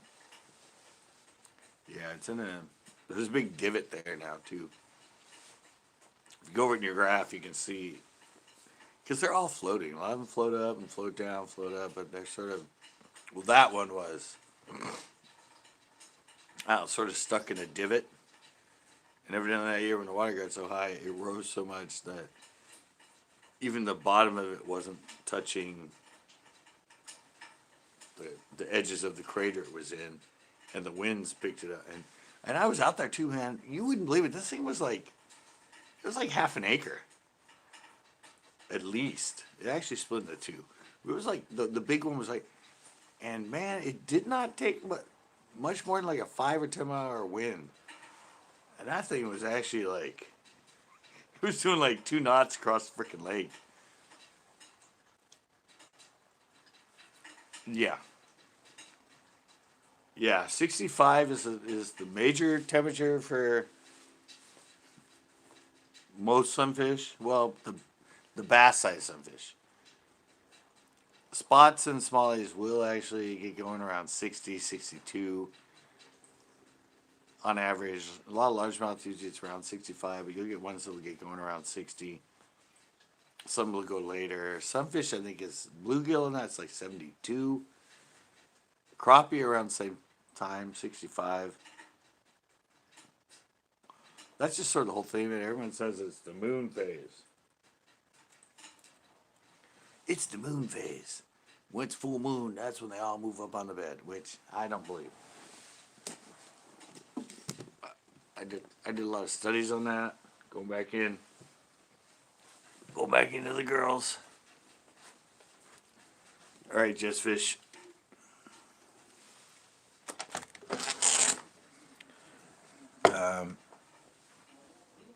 Going back in. Yeah, there's a lot to it. It's more than just a full moon. Full moon is more in back roads. Hey. You could disagree with me.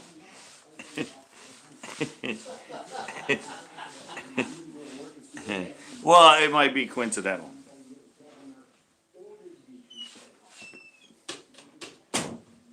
Moon phase, yeah, I have an argument with that.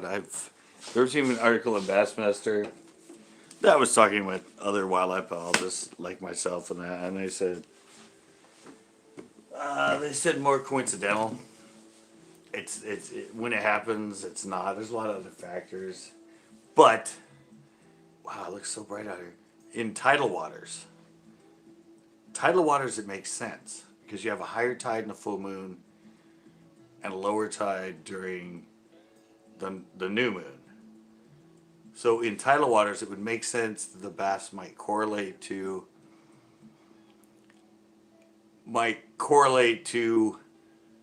spawning on the full moon because it's tidal. So when it's fuller, they will kind of know more where to put their nest.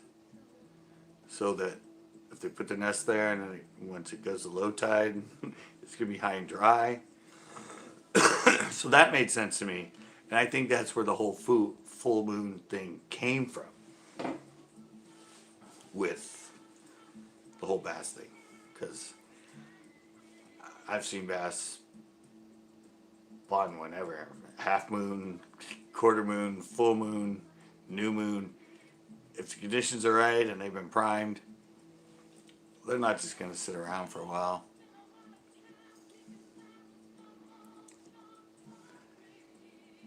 Beginning was fun. Yeah, no, like I said, it's just I know there's a lot of bass fishing. Everybody swears for it and swears about it back roads, but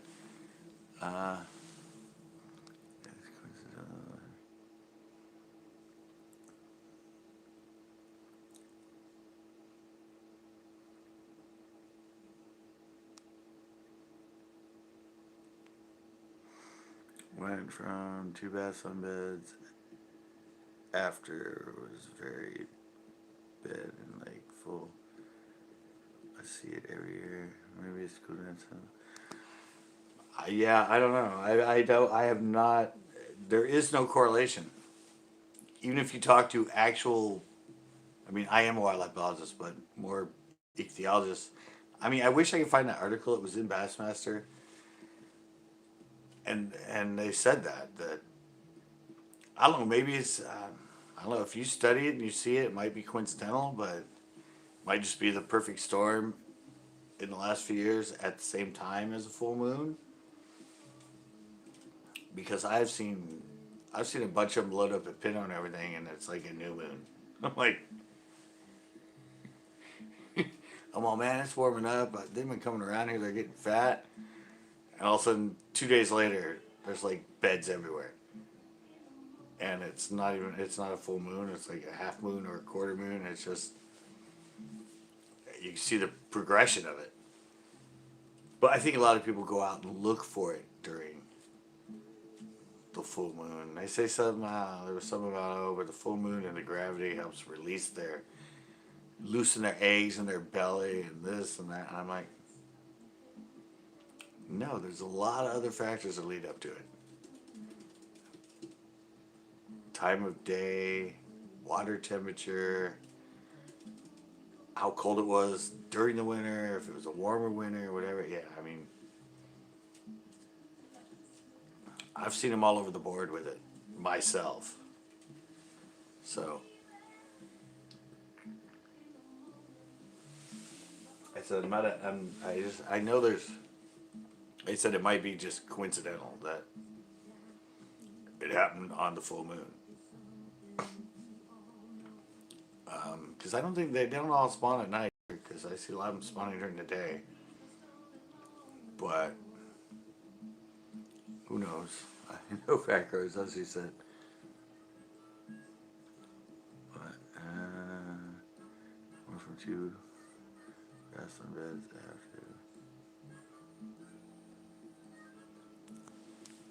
after. It depends on, I don't know.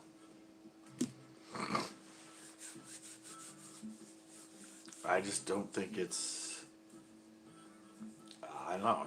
I mean, as far as me and my study and everybody else that I've talked to with it, that's actually a biologist.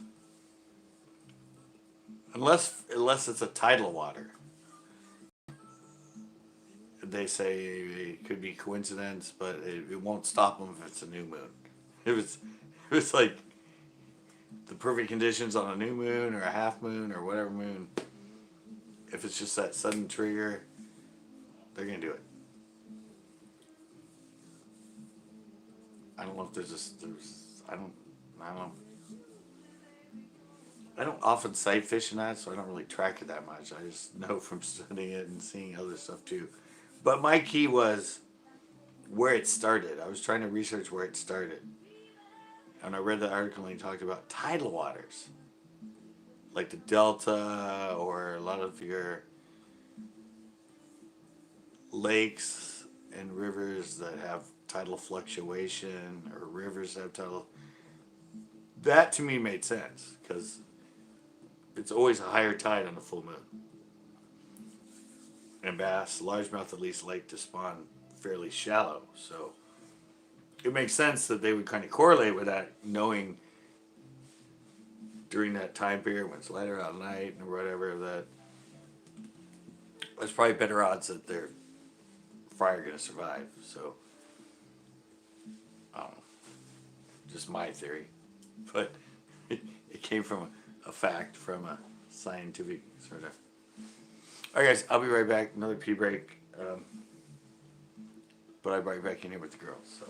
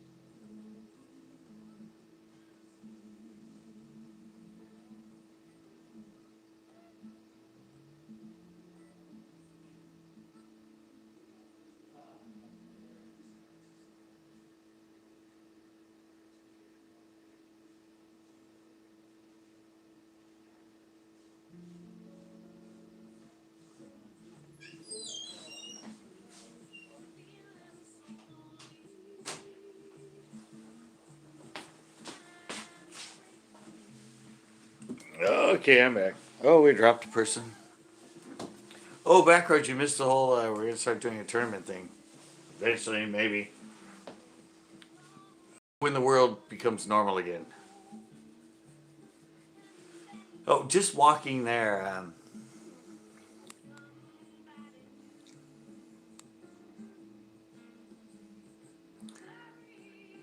They pretty much split on the moon. And, yeah, I don't know. I don't really care about it. I don't usually, I mean... Yeah, if we live. I don't worry about it. I'm not much of a sight fisherman and worrying about spawn. Not really my deal. I'm not a sight fisherman, so I don't really care. I just know that they spawn like shit, so whenever they decide to do it, I don't care. I'm not out there Mike Longing and looking for giants on beds. All my big fish have come not when they're on a bed, not anywhere near spawn. Maybe pre-spawn a little bit, but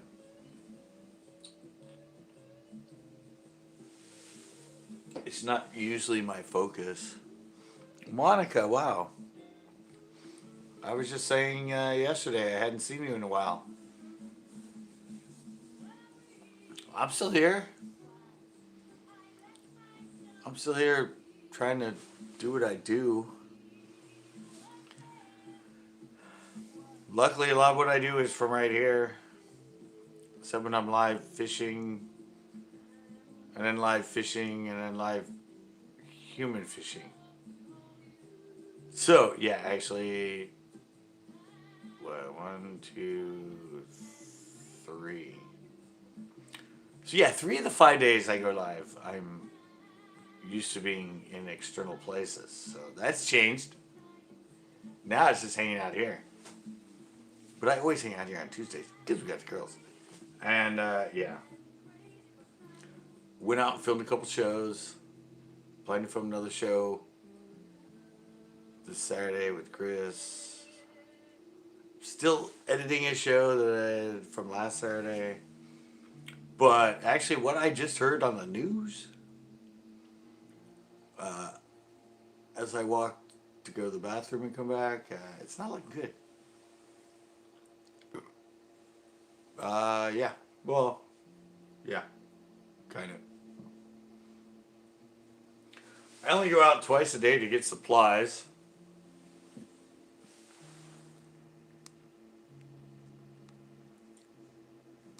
What? Ooh, ouch. Yeah, that hurts.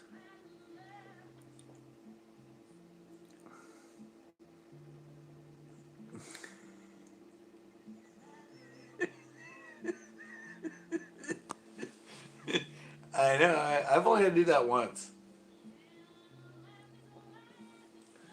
Well, I've only done it once with like a real bass hook, like a big treble hook.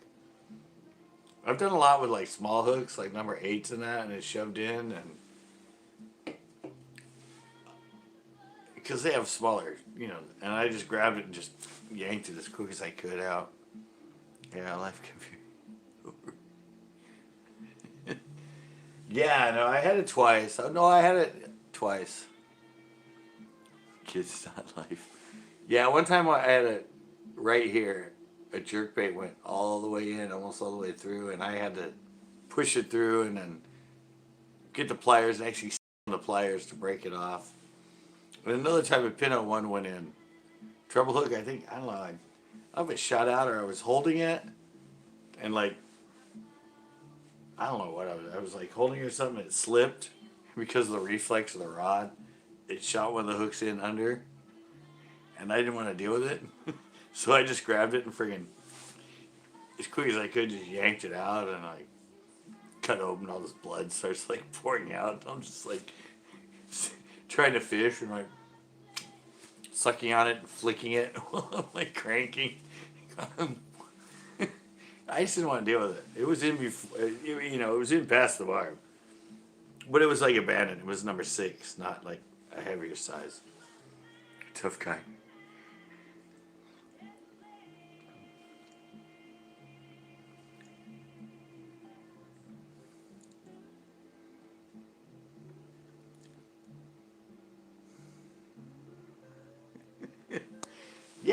Yeah, I just didn't want to deal with it.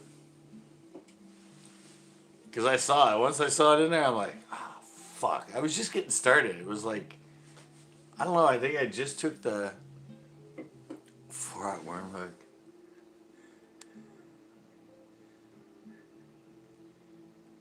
Oh, ouch. Ooh, she ran by and hit. Oh, that sucks. I chunked my hand meat was on the farm. Oh, sorry, I didn't even notice you were in here, Captain. I thought your comment was backwards. Hey, Captain. Yeah, I said with mine, I just didn't want to deal with it. I'm just like, I think what it was is I was getting ready to hit my spot, and I had the crank on the hook keeper, right? And so I think I grabbed it by the middle, and when I pulled down, obviously I bent the tip, and I think my hand slid off the crank, and it shot up, and that shot one of the hooks into my index finger, and I was like, ah! I went back and I grabbed it, and I went, ah. because it was below the barb, and I just went, screw it. And I just went as hard as I could, and yeah. Oh my god.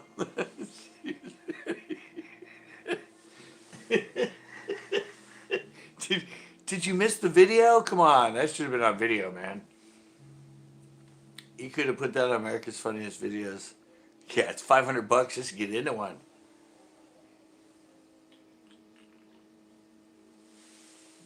That's what I hear. Yeah, I know. You hear me in the doghouse for a while on that one. Oh, she went. Oh, yeah. One of the little ones I was talking about, the one that went in below the barb. I was at Pinot. No, it was at my pudding stone when I was little. I've been lucky somehow. Never had it past the barb. Yeah, I've only done it a couple times. I've only done those 2 times with bass hooks. But I've done a lot with like little bait hooks. But I was just about to say, it was one. I was on this dock, and I don't know. I think I was fishing worms. I was fishing power bait or something. But you know, there were people on the other side fishing, and I was on this side. I reeled up. I took my bait off the hook, and I grabbed it. And I grabbed it like by the line right above the hook, and I turned, and right as I turned, the guy on the other side went like that to cast, and his hook hit my line. So I'm holding my pole in this hand and my line in this hand, and on his cast he caught my line. So obviously, I'm like, and yeah, the hook went like way in, and that one too, I just freaking, because you know, the number 6 hook or number 8 hook, barb's not that big, so yeah, that one I just grabbed it and just yanked it out. But yeah, it sucked.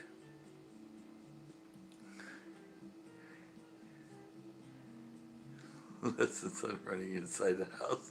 Yeah, exactly, Monica. Sorry, I'm catching up on him. Yeah, but yeah, like I said, I'm holding it, and then boom, and then of course it just, I mean, it drove it all the way into the circle of the barb, or circle of the hook. Well, you bought a new pole. What'd you buy, man? What did you get? We're all in anticipation.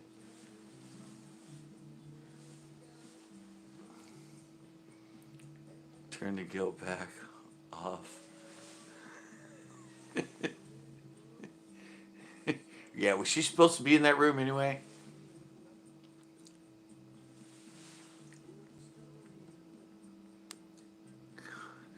Don't move. Just say Berkeley 7 foot. You know, it wasn't a Berkeley cherrywood, was it? Backwards. That is so funny. Yeah. At least your daughter understands. Don't move. Dog, not so much. I had a Berkeley lightning rod. I mean, they're not really great, but they don't break like the cherrywood. If it says Berkeley cherrywood, I'd be worried. You look at them wrong and they break. If you get pissed at them, you go like, "What the hell?" All of a sudden, the tip will just go. They'll just immediately break. They're really sensitive rods. In more ways than one. They are really sensitive when you fish them, and they're bent, but they're so brittle that they like. Well, you saw my video. I don't know if you saw that one, but yeah. Chris went like that and hit 3 dead reeds. It broke the reeds right off, but all of a sudden his tip was just hanging from in between like the second and third eye. And I did the same thing to 3 of them 10 years ago, and they're still making that same damn rod. I said in the end of the video, Berkeley, love a lot of your products, your line, your other stuff, but either stop making these Berkeley cherry rods or make them better.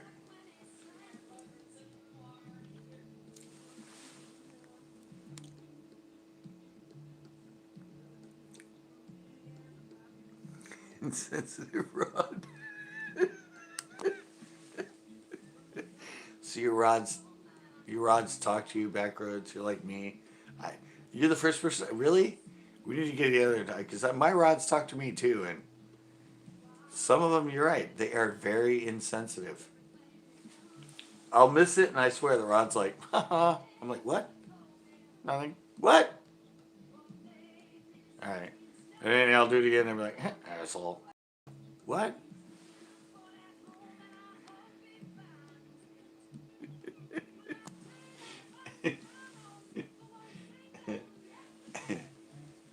I don't know.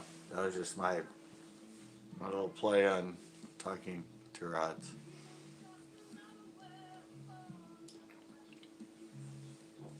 Never mind, I just looked. It's an ugly stick, UTC. Oh, ugly sticks are the worst too. Heavy. Well, I don't know about all their line, but the original one, yeah, they're heavy. Sensitivity sucks. They won't break, but they're heavy. They're really heavy. They're really heavy to cast. They're just the, I don't know, just the bend of it. Everything is. Is it Thursday yet? No, it's not Thursday, but I can't do Thursday anymore, Monica. Hello. That's on hold. That's been on hold now for 3 weeks. Or 2 weeks. Yeah, I can't go out in public and everything there is closed. There's there's there's nobody down there. I will still use it. Oh, Captain, you're killing me. Ah, you're killing me using an ugly stick. It's getting kind of heavy. Yeah, it's getting kind of scarce. Yeah, no, I called it off. I called it off before we got mandatory. I got to get those Mach 1 rods during Christmas. They're on sale. Mach 1. In a giveaway. But I didn't want to do that anyway. Yep. Yep.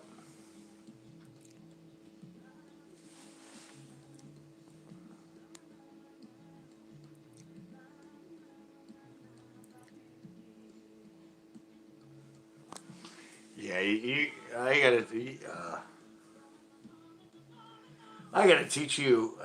You gotta go look at some of my stuff. I gotta teach you some stuff, Captain, because it all matters.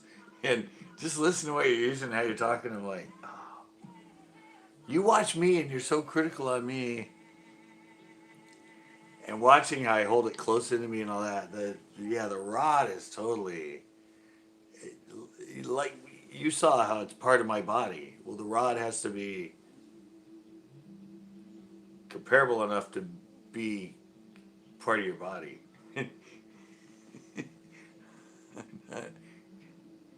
No, no, I'm saying you were critical in watching me.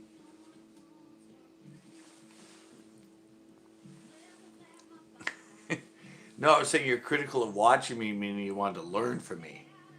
Yeah, you wanted to learn from me. You're watching how I hold it in and all that. But yeah, yeah. Well, the one like you learned how to hold it right and all that. But you just wait, Captain. You get a hold of a good pull. Yeah, it's an extension of you in that. In order for it to be an extension, it has to function right. It has to have the right weight and sensitivity and parabolic bend and yeah, I don't know. I'm telling you, 2-for-1 deal, huh? No, get one of the attorney special rods. That would be one I would recommend. Yeah. I just said it before his comment came in. Did you see that? I said it before. Yeah, no, the attorney special. I mean, I had the one, but one thing you have to do with them is change out the tip. I don't know. They used to have ceramic, and then they went to steel, and the steel is really soft.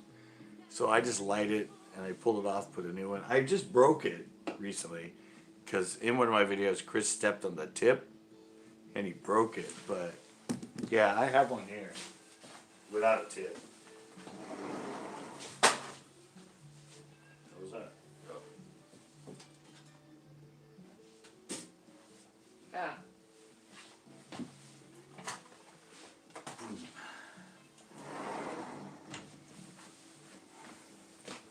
Yeah, this one right here.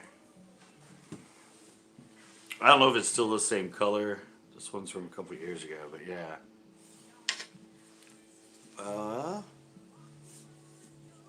Can I do it this way? Can you read it? Tourney special? Tourney special. Bass Pro Shops. I don't know. It's got a shorter handle. It's split grip, but it's still short. A lot of times split grips come like all the way out to here. They're a lot longer.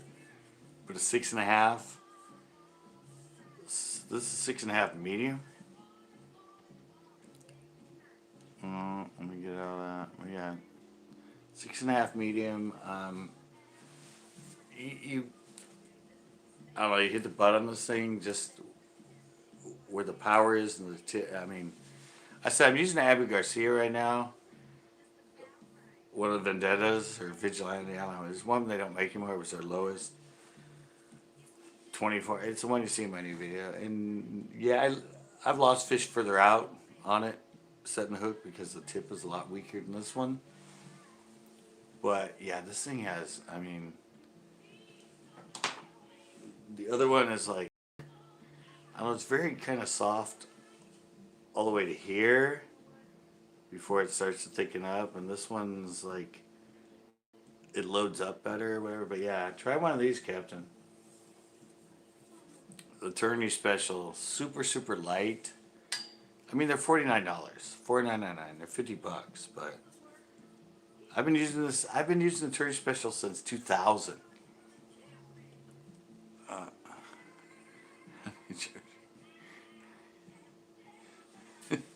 No, I'm telling you, I've never broke one of these either.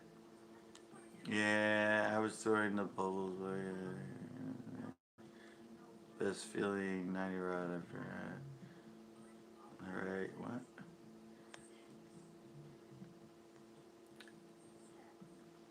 Sorry, I'm losing track. Right.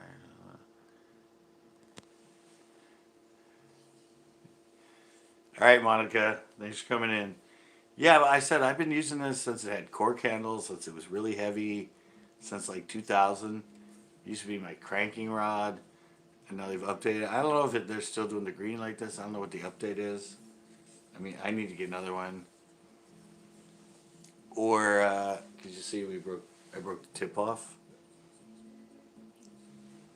Because Chris stepped on it. So,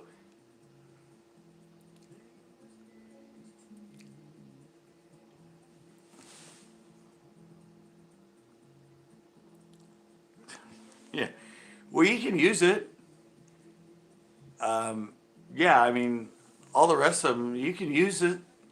It's just, I catch a hell of a lot of fish, and I catch a lot of bigger fish, and the force of my 12-pound line in that. Truth is, it'll probably last you for years and years and years. I don't know. It got a few grooves in it, but for something, yeah, don't worry about that. You're just learning, you're just figuring it out, but it'll give you a chance.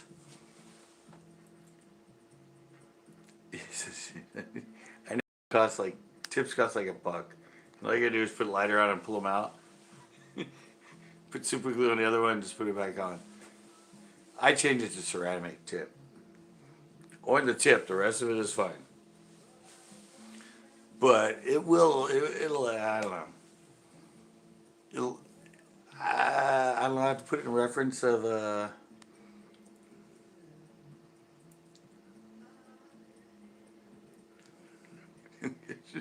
yeah, I know. Yeah, if you don't catch many fish on it, you can leave that.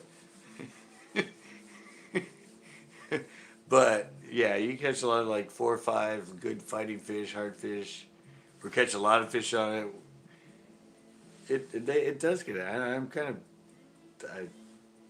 I said to buy it and just replace it. I mean, it's amazing. I don't know. I can explain to you in as far as cars, like don't get like this. I love it. Okay, here's a way I could. I think I have a way.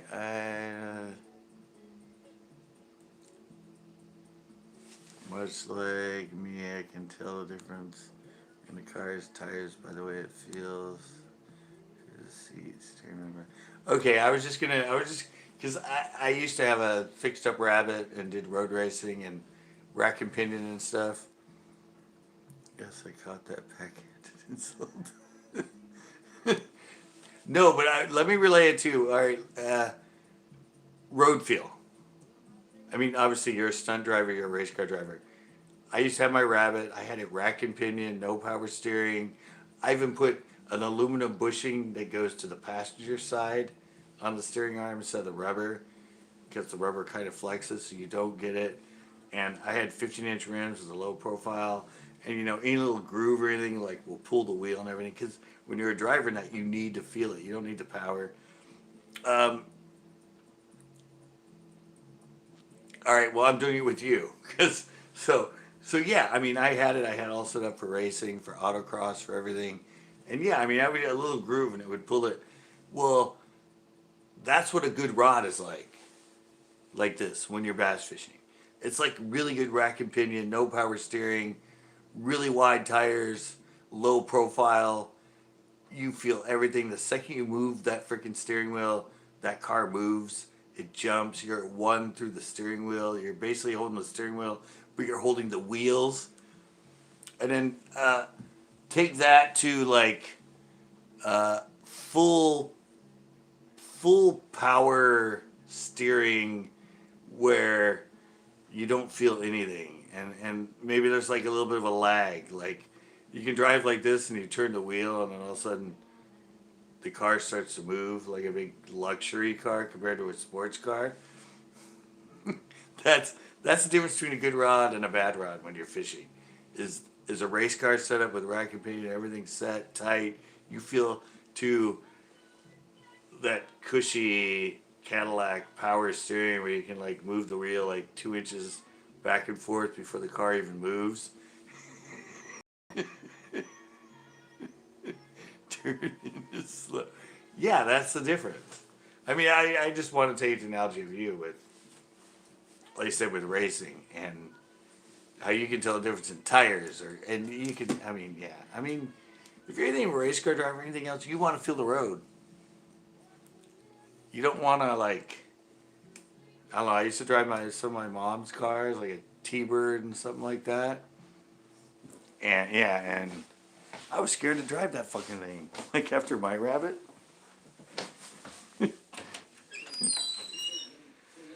All right, we'll stop. We'll stop talking about cars now. Sorry, I thought I had an algae that would work for him. But he got it. We get it. Oh my God, guys! It is still raining really hard out. Wow, you guys hear that? Can you hear the rain? I'm sure you can. Oh wait, right there. There you go. I'm sure you can see it going through the light.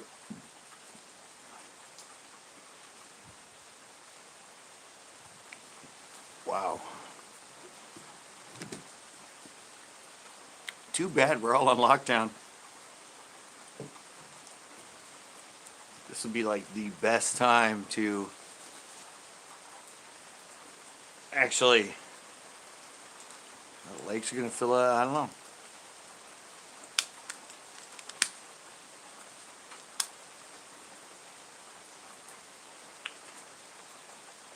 Yeah, but Captain, you can just buy it.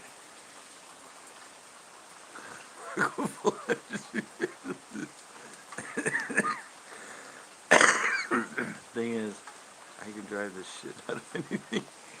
Well, so can I. But here's the difference, Captain. I've been fishing for 40 years, just like you've been driving for 40 years.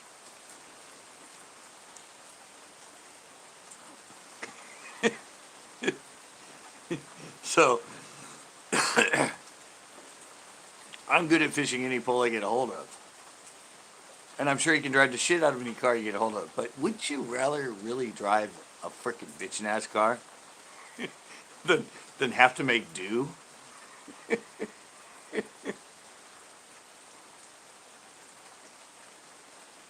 You know you'd rather be in a Lamborghini than a Ford Yugo or a Ford Pinto, or I mean,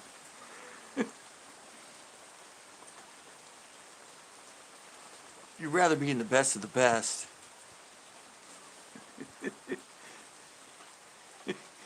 Yeah, you'll like it. You just gotta match it with the right reel and just it's Wow, you're making me really thinking about you with your whole driving experience, man. I'd love to go drive with you sometime. Because like I said, I had a rabbit. I set up. I'm here in Pebble Beach with the mountain road. Yeah, I was a fanatic. I had it at neutral understeer. I had the sway bars in the back, sway bars in the front, put the stress bars in it, the low tires, uh,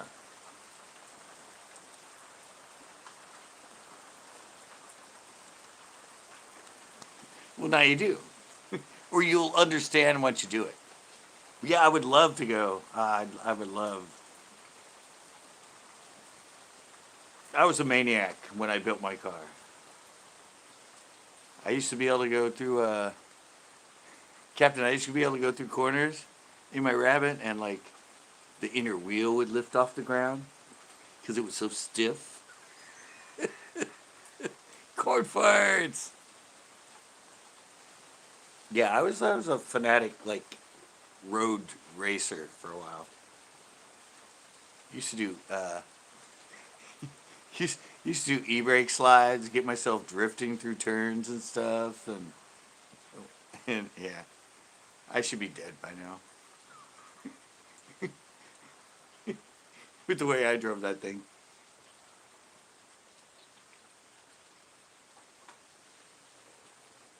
So corn farts is in the house.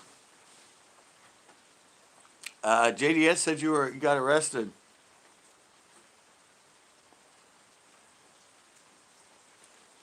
JDS came in the stream and said you got arrested by the National Guard. Bad day for corn. Of course, yesterday in the panel he said you were arrested too. So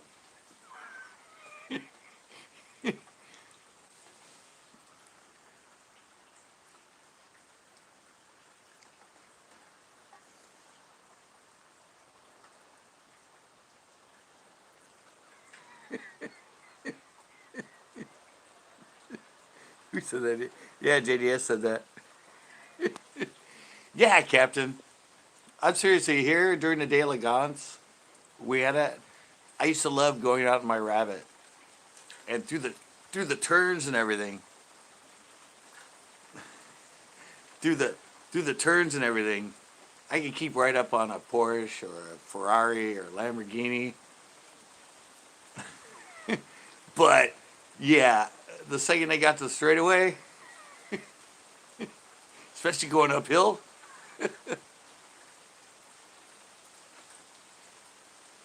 yeah, the inside back, yeah, it's well depending on where you're going. If you're going through a left-hand turn, it's the inside, yeah, and that. But yeah, mine did that. I would even park sometimes. I'd park on a hill, and I get out, and my back wheel was like 6 inches off the ground. But I had it set up for neutral steering. No underpush, no overpush. It was actually neutral. That was a fun little car. You should check out my drive. Yeah, no, I said I was way into it, but yeah, it was funny because I would get behind like 911s, 930s, and Ferraris and that, and I would get them into like in the curvy stuff, and I would kind of like they'd see me because my car was all decked out. It was a lowered Rabbit with a spoiler. I mean, it was a sport car and that, and they'd see me kind of come up behind them, and of course they're in this $100,000 car, and I'm in a I don't know $10,000 car. I think with everything I put into it, but Yeah, all of a sudden they would start speeding up, and I would just like stay right on their ass through all the curves and everything. And then, but the second they hit a straightaway, it was like, "Wee!" And I was like, "Oh, damn it!" But I would catch up to it, and I'd be right on their freaking ass through everything, like nose to nose. Like it was so much fun. But I knew the roads, so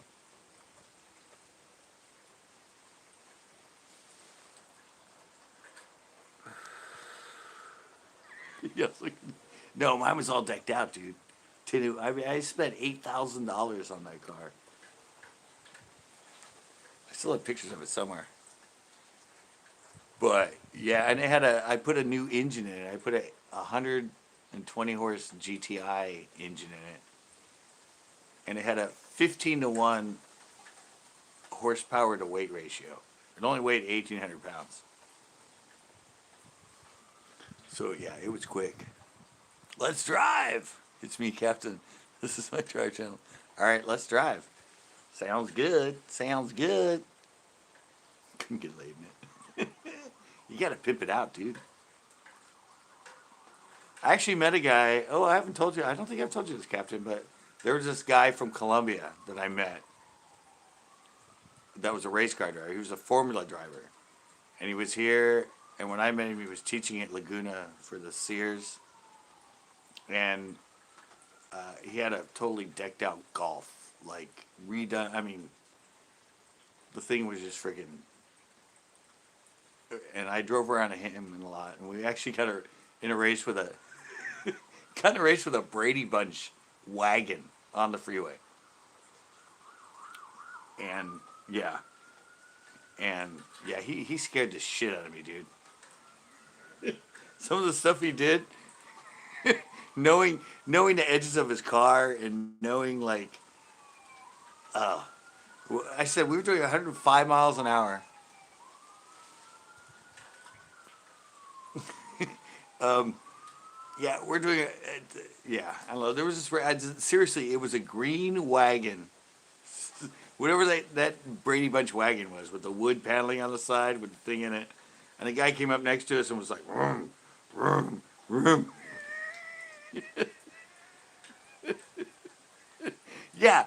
And so, yeah, he's like, oh, really? And so he dropped it down. We took out. We were doing like, and all of a sudden, he came up behind the guy. Like, we were doing 105 miles an hour. And I mean, he came up within like an inch of his freaking back bumper, drafted behind him. And I was like, yeah, white knuckle, obviously. 105 miles an hour, that far off freaking somebody's. And he's like, yeah. And he goes out and like drops it down again and like takes off and goes right past the guy. And another time there was some guy, he was in this, the guy was driving slow in front of me. We kept going over trying to go past him. Every time we went past him or tried to get past, he would speed up so we didn't have room to like get ahead of him to go in. And all of a sudden he goes, fuck this. And we're on the 2-lane highway. He just starts merging and merging towards the guy, getting like that far from his car. And the guy keeps moving over. And suddenly he's in that little, all of a sudden he's off in that like emergency sign. And seriously, the line between the 2 lanes is like right in the middle of us. And he moves that guy over enough and he just goes straight between him and the car next to him and then gets in front of him. And I'm like, I looked over and went, impressive. You just like, fuck you. You just pushed the guy off the side. And then went in between both lanes, he got ahead of him, and we kept going. I'm like, wow.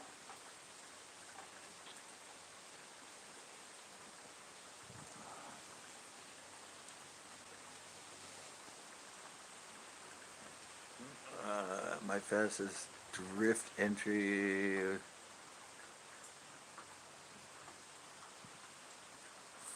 Full electric. Yeah, that's good. That's.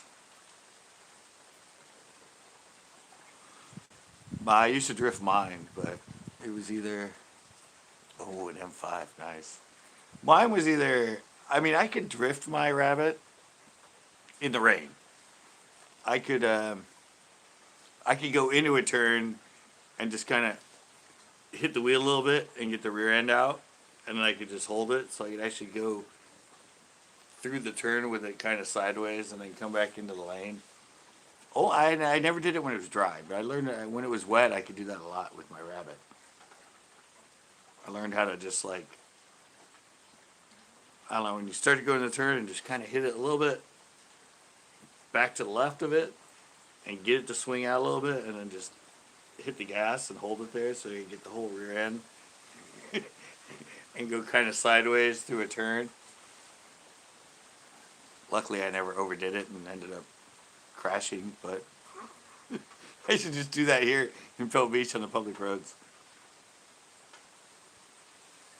I said I was young, I was a maniac. But I had my car very set up and I knew it and it was part of the road, so. Well, 135, yeah. The fastest I've ever been in a car is 120. I had my rabbit up to 120.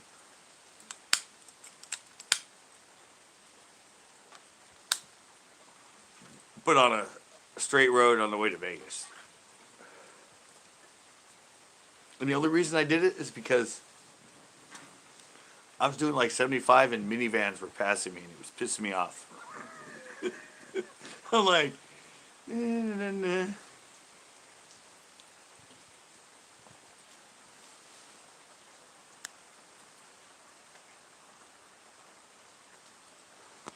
Yeah, yeah. Yeah, that was me. And I learned the practice of road racers to go through any posted speed for a turn. I guess it's a big thing in road racers is to go through twice the speed as the posted speed limit.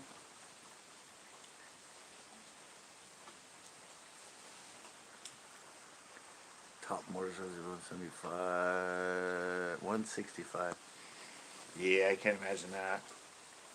I did do 105 in the trunk of a Golf, though. I didn't know it. I climbed back there, and evidently they were doing 105, and I was in the trunk.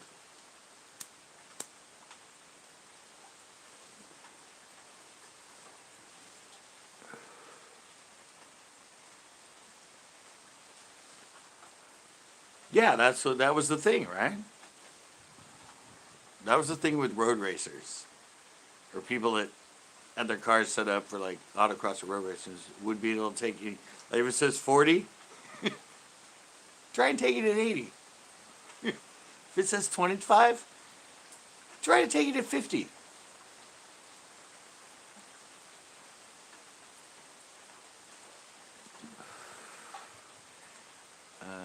I wrote.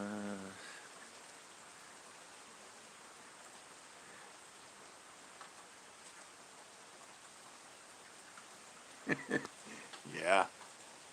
I've only crashed twice. I flipped at 70. Flipped at 70 in my friend's Rabbit. Flipped upside down in the turn. Somehow we flipped, turned around. We hit a tree in the back end of the car, pretty much at 70.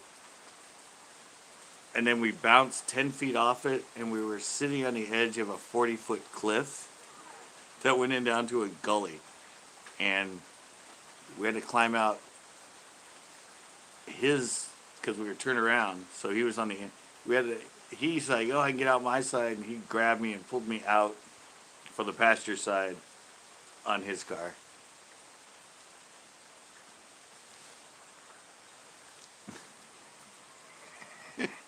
No, we were racing my friend. It was suspension against wheels. My friend had a Golf. He got a Bilstein. Dang, Veracruz, that's real funny.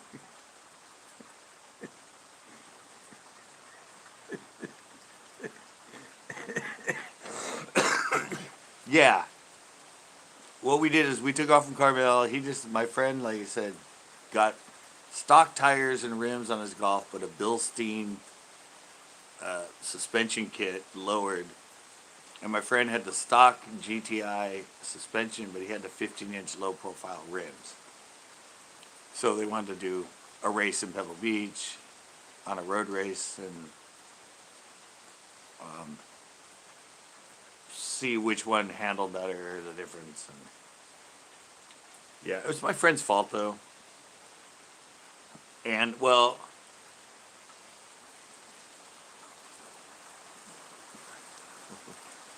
when the girl with me, she was also rejected. Wow. Wow. Yeah, luckily we were locked in. We stayed in the car. Yeah, I hit my head on the ceiling. The ceiling collapsed like 2 inches. We were both seatbelted. But yeah, that was like the scare. It lasted like 15 seconds, and in my mind, it lasted for like 5 minutes. The whole boom, boom, boom, boom, boom, boom, boom. It was like, what? What the hell? And the engine was still running, and yeah, it was crazy.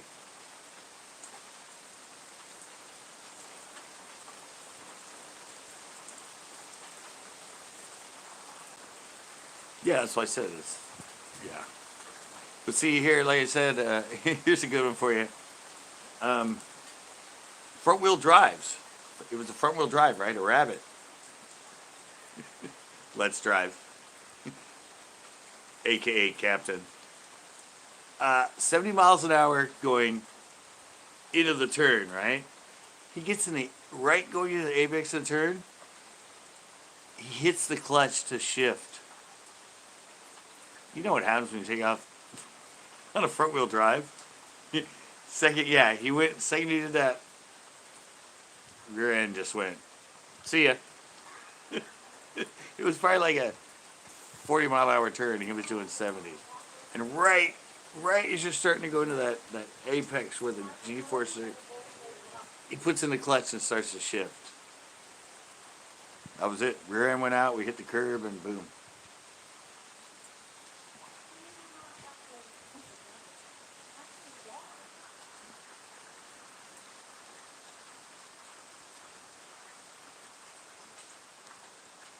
Wow. You got lucky for being injected. Ejected. Wow. Usually that's not the case. Yeah. Yeah. See, Packer, clueless Captain actually. Let's drive. Sorry, he's let's drive right now. You know exactly.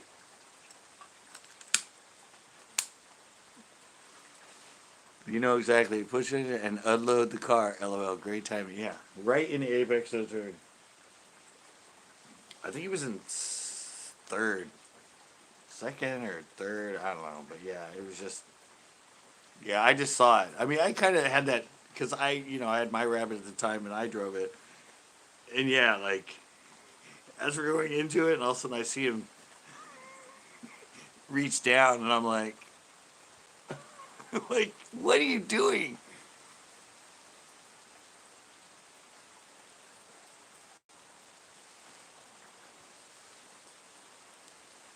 Yeah, yeah, but like Let's Drive said, unload the car in the middle of the apex and a front wheel drive. You know that back end's gonna kick.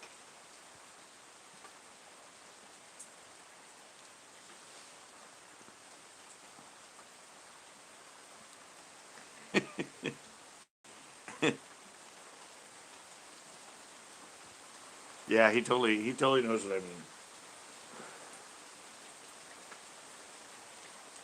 What was it? Oh, you can tell me. What is it with front wheel drive? Uh, let's Captain, isn't it? Front wheel drive, you push into the turn, or or no, front wheel drive, you push out of the turn. Rear wheel drive, you push into the turn. I don't know. There's a difference between rear and front on how you go into a turn to get your best speed out of it. One you wait till going out of it, and one you do it more into it.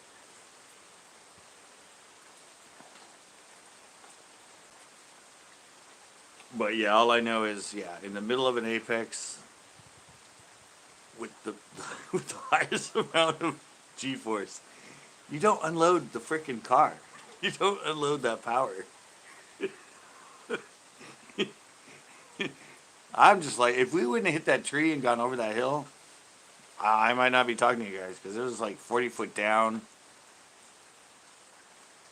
steep canyon, lots of trees sticking out and everything into it.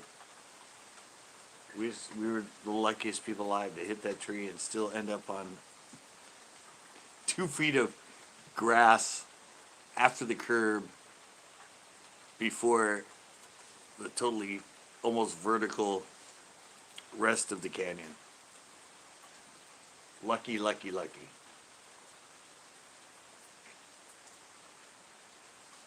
That's all I can say. And I just left after that too. I didn't wait for the tow truck or anything. I'm like, I was like totally rattled.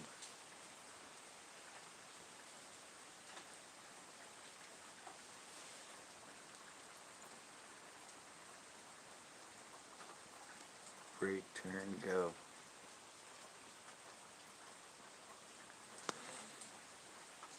Okay. Yeah, but front wheel and back wheel have different characteristics with that whole break, turn, go, right? As far as timing.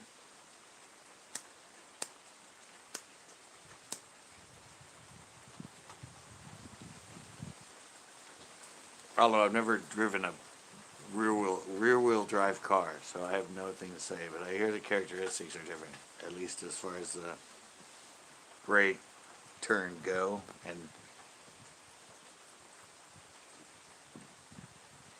when you turn and go, or when you turn and hit the power. There's a slight difference in the two.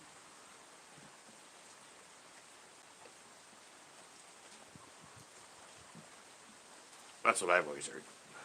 I can't remember it now. I don't have a sports car. Brake in a straight line as you approach the corner. As you start to turn in, slowly release the brake. Let the car turn. And then as you unwind the wheel, you exit. So that's the same with front or rear? I don't know. I always thought that there was a difference between the two. As far as when you power, when you hit the accelerator.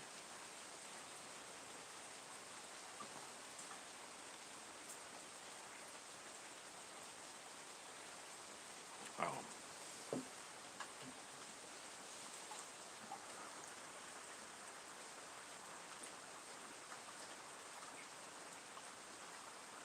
Yeah, there you go. Yeah.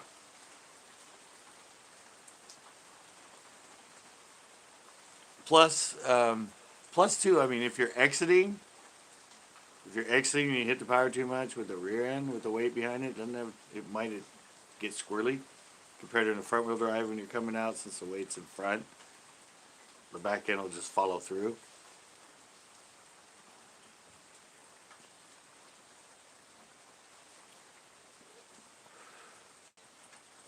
Back got lost.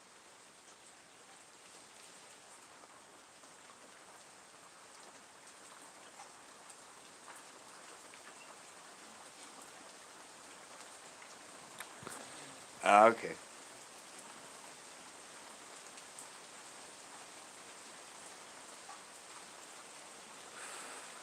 Okay. Yeah, I just know there's a little bit of difference between them. All I know is I can follow all those real wheel exotic cars with my rabbit and be right on their ass all the way through the turns. It's just we got in the straights. We got lost. We lost them. It was just the straightaways. They just blew me away, obviously.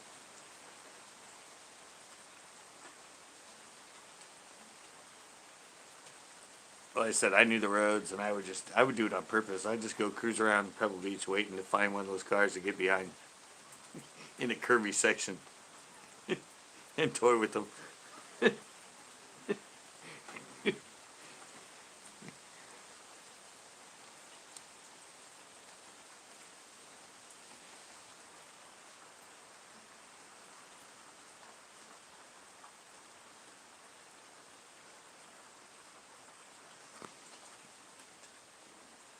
Oh, okay, yeah. So it's get out. Okay, yeah. So front wheel has more speed going in, but rear wheel drive has more speed going out.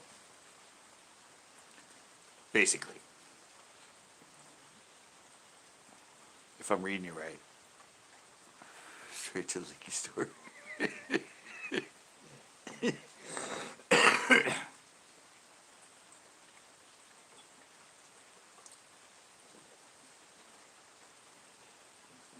Makes sense. Exactly. Yeah, I said I knew there was a difference. It's more speed in on a front wheel and more speed out on a rear wheel.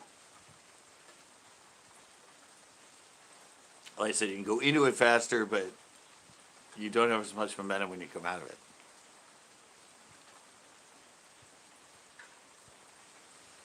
It was what? I was concerned. No, that was a while ago, wasn't it? I'm still here. I'm still alive. This is great. I haven't talked cars in a while.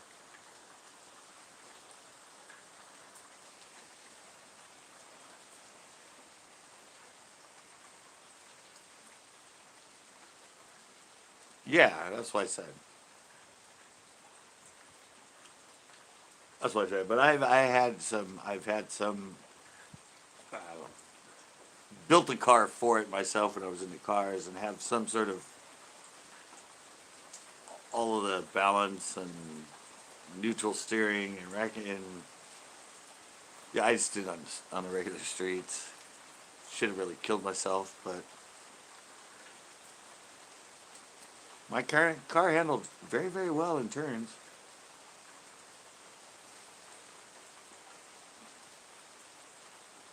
I once, as I said, it was so light and everything. I was once here in Pebble Beach going up to 68 on the backside out of Carmel, and I wanted to see if I could do 100 miles an hour up the hill. And so it's 2 lane and that, so, and I knew where it went from 2 lane to 4 lane, or yeah, 2 lane, two each way. And so I let my friend get way ahead of me, kind of let the cars behind me back up, and all of a sudden I dropped it down the fourth and I punched it. I dropped it down the third and the fourth and punched it. And I'm like watching it, I'm like, yeah, yeah, yeah, yeah. And got up right behind him and went over where the second lane and I went by him at like 100 miles an hour. And I went right in front of him and across and off the exit that we're getting off. And all of a sudden I went down, I was going down. As I was going down the exit, all of a sudden a spotlight shined on me. And I was like, and I'm like, what? And then I went to turn. And then we were going to a party, and I get to the party, and my friend that was in the Suzuki that I passed, a Suzuki Samurai, of all things, he goes, after I got to the party, he goes, dude, what the fuck were you thinking? And I'm like, what do you mean? He goes, dude, you didn't realize that was the sheriff that was behind you? I went, what? Yeah, evidently, as I passed him, and then I cut, the sheriff was right on my ass. I didn't even notice there was a car behind me. I was just focused on him. And I went over, and he was starting to turn into it, and so the sheriff wasn't able to get over to go behind me. And so as my friend went off, he got into the slow lane, and he shined his light down on me. And I was like, what? I was like, really? I didn't even realize there was a car behind me. He goes, yeah, dude, it was the sheriff. I'm like, wow. Got away with that one.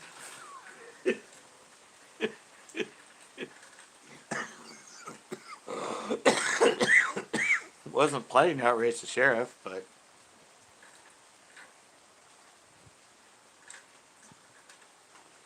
evidently I did it unbeknownst to me.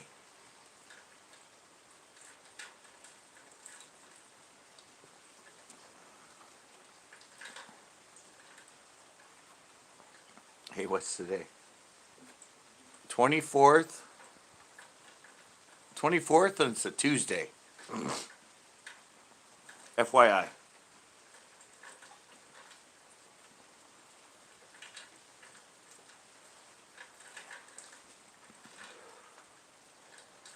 FYI. Tuesday the 24th. March. Beginning of doomsday. I don't know. Not really, but. And it's raining like crazy where I am.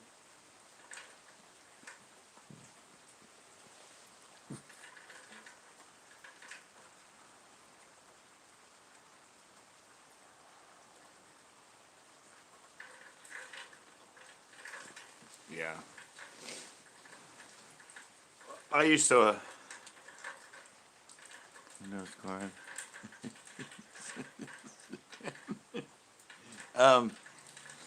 Yeah, Captain.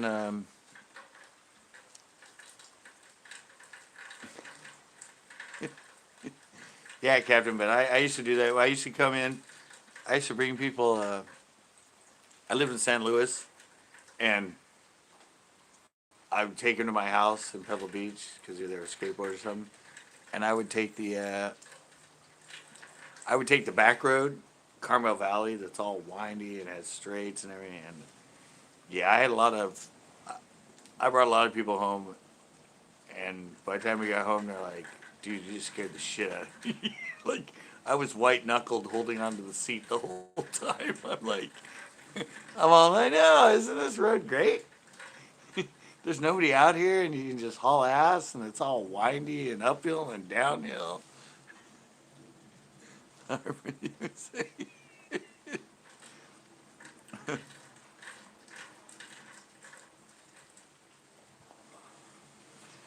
Yeah. Well, now I speed more in a. I'd rather speed more in a boat than a car. So I have my Rabbit. I mean, I have my Jetta, and it handles really well. But I don't. And I lost all that in age. I'm like, oh, I'll just drive slow. Now I hate it when people tailgate me when I'm driving through turns. They have great food, but not much else.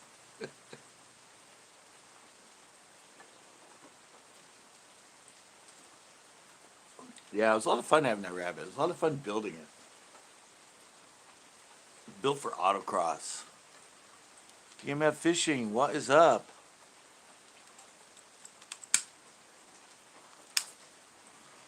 Not much. Tuesday night hangouts. Ooh, Doomsday's in here now. Wow, people coming in late. People's coming in late. I've already been on for 3 hours. I blinked. Alright guys, just FYI, I have 17% of my battery. And I don't plan to recharge it, so okay, back in the other skin. Car Hero changed clothes. He's back as captain. Yeah, I'm not going to take this stream too much longer. Man, it is still raining really good out here. I don't know if you guys can hear that or not. Done got some rain. It's a miracle March.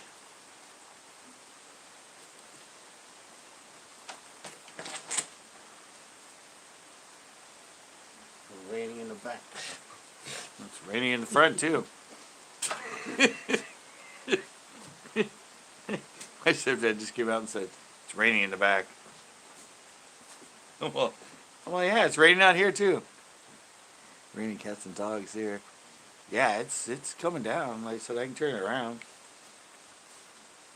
You can see it in the light there. I'm sure you can probably hear it.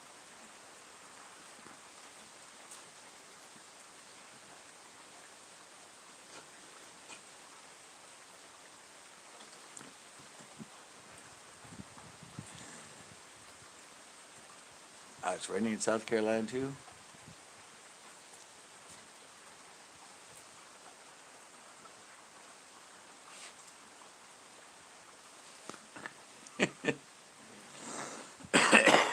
Well, it's all coming your way.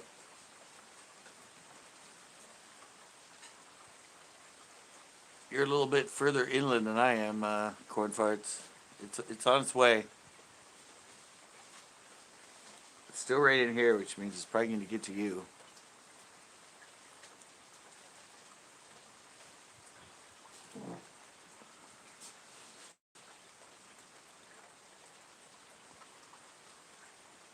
Wow.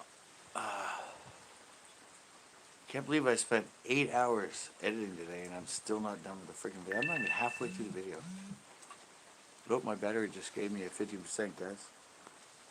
I'm on limited time. Attorney special.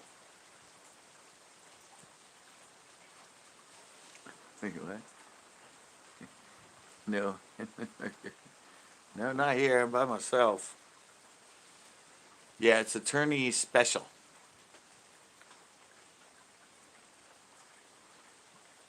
Get a 6'6" medium, Captain. 6'6" medium. Put one of your best lightweight bait casters on it, and that thing is golden. It's like feather light. Casts like a dream, sensitivity, everything. Becomes one with the body.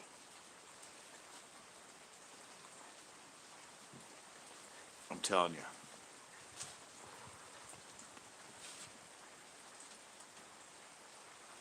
Yeah, 6'6" medium. Social distancing.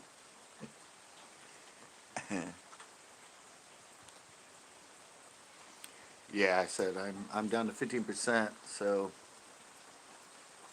not much time. But thanks everybody for coming in. Glad we had some good car talk, Captain. I was a car enthusiast for like 10 years with my Rabbit. Not so much anymore. Once I got a bass boat, I was kind of into the speed on that thing.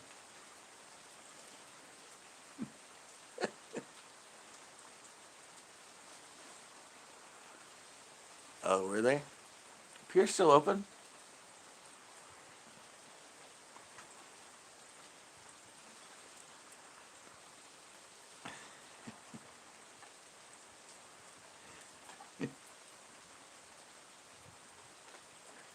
I didn't even know the pier was still open. I haven't been down there. I haven't checked it.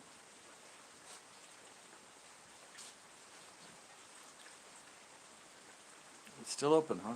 Huh. No, I don't know. I thought it would have been closed. I haven't thought about it lately. I'm just trying to do my own thing. Some of the lakes I can go to, so me and Chris are going again on Saturday, I guess. Back to Nasi. And I should have the video up tomorrow. I'm probably going to go right now and start editing it again. Because I need to get done for tomorrow. I need to upload tomorrow. And there's a lot there. Give me like 25 minute, half-hour show for sure. But, oh, look, I'm one like away from 20, guys. Yeah, green peas and 4-pound line, man. That's how they catch them. Alright, guys. Is there anybody in here that hasn't, oh, here, I'll put them.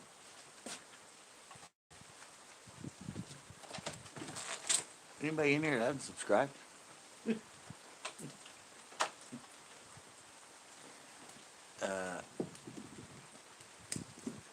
Take me out on 20? Take me out on 20 likes? Anybody? Anybody? Oh, there we go. Thank you. All right, I made it to 20 likes, guys. And I got from Fwayne. I got a cool $2 super chat from him. That was like amazing. I know it's hard times for everybody right now, but yeah, Fwayne. I'll just say Fwayne. I don't remember the rest of his channel name, but he gave me the $2 super chat. Ooh, 21. Blackjack. Yes. All right, guys. I'm out. Thank you so much. I'll be back on Thursday. Obviously not human fishing, but I'll probably be up around 7 or 8.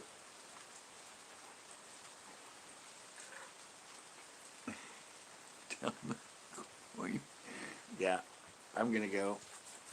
I'm gonna keep it down. I'm gonna fish, and yeah. Like I said, thank you guys so much. See you on Thursday. Look forward tomorrow. It might be a later upload, but it's the most fish I've caught in a long time in a video, and it was really fun. It was with Tito, and yeah, it was amazing. And hopefully I can repeat that this Saturday with Chris. All right, guys, I'm out. Thank you so much. See ya.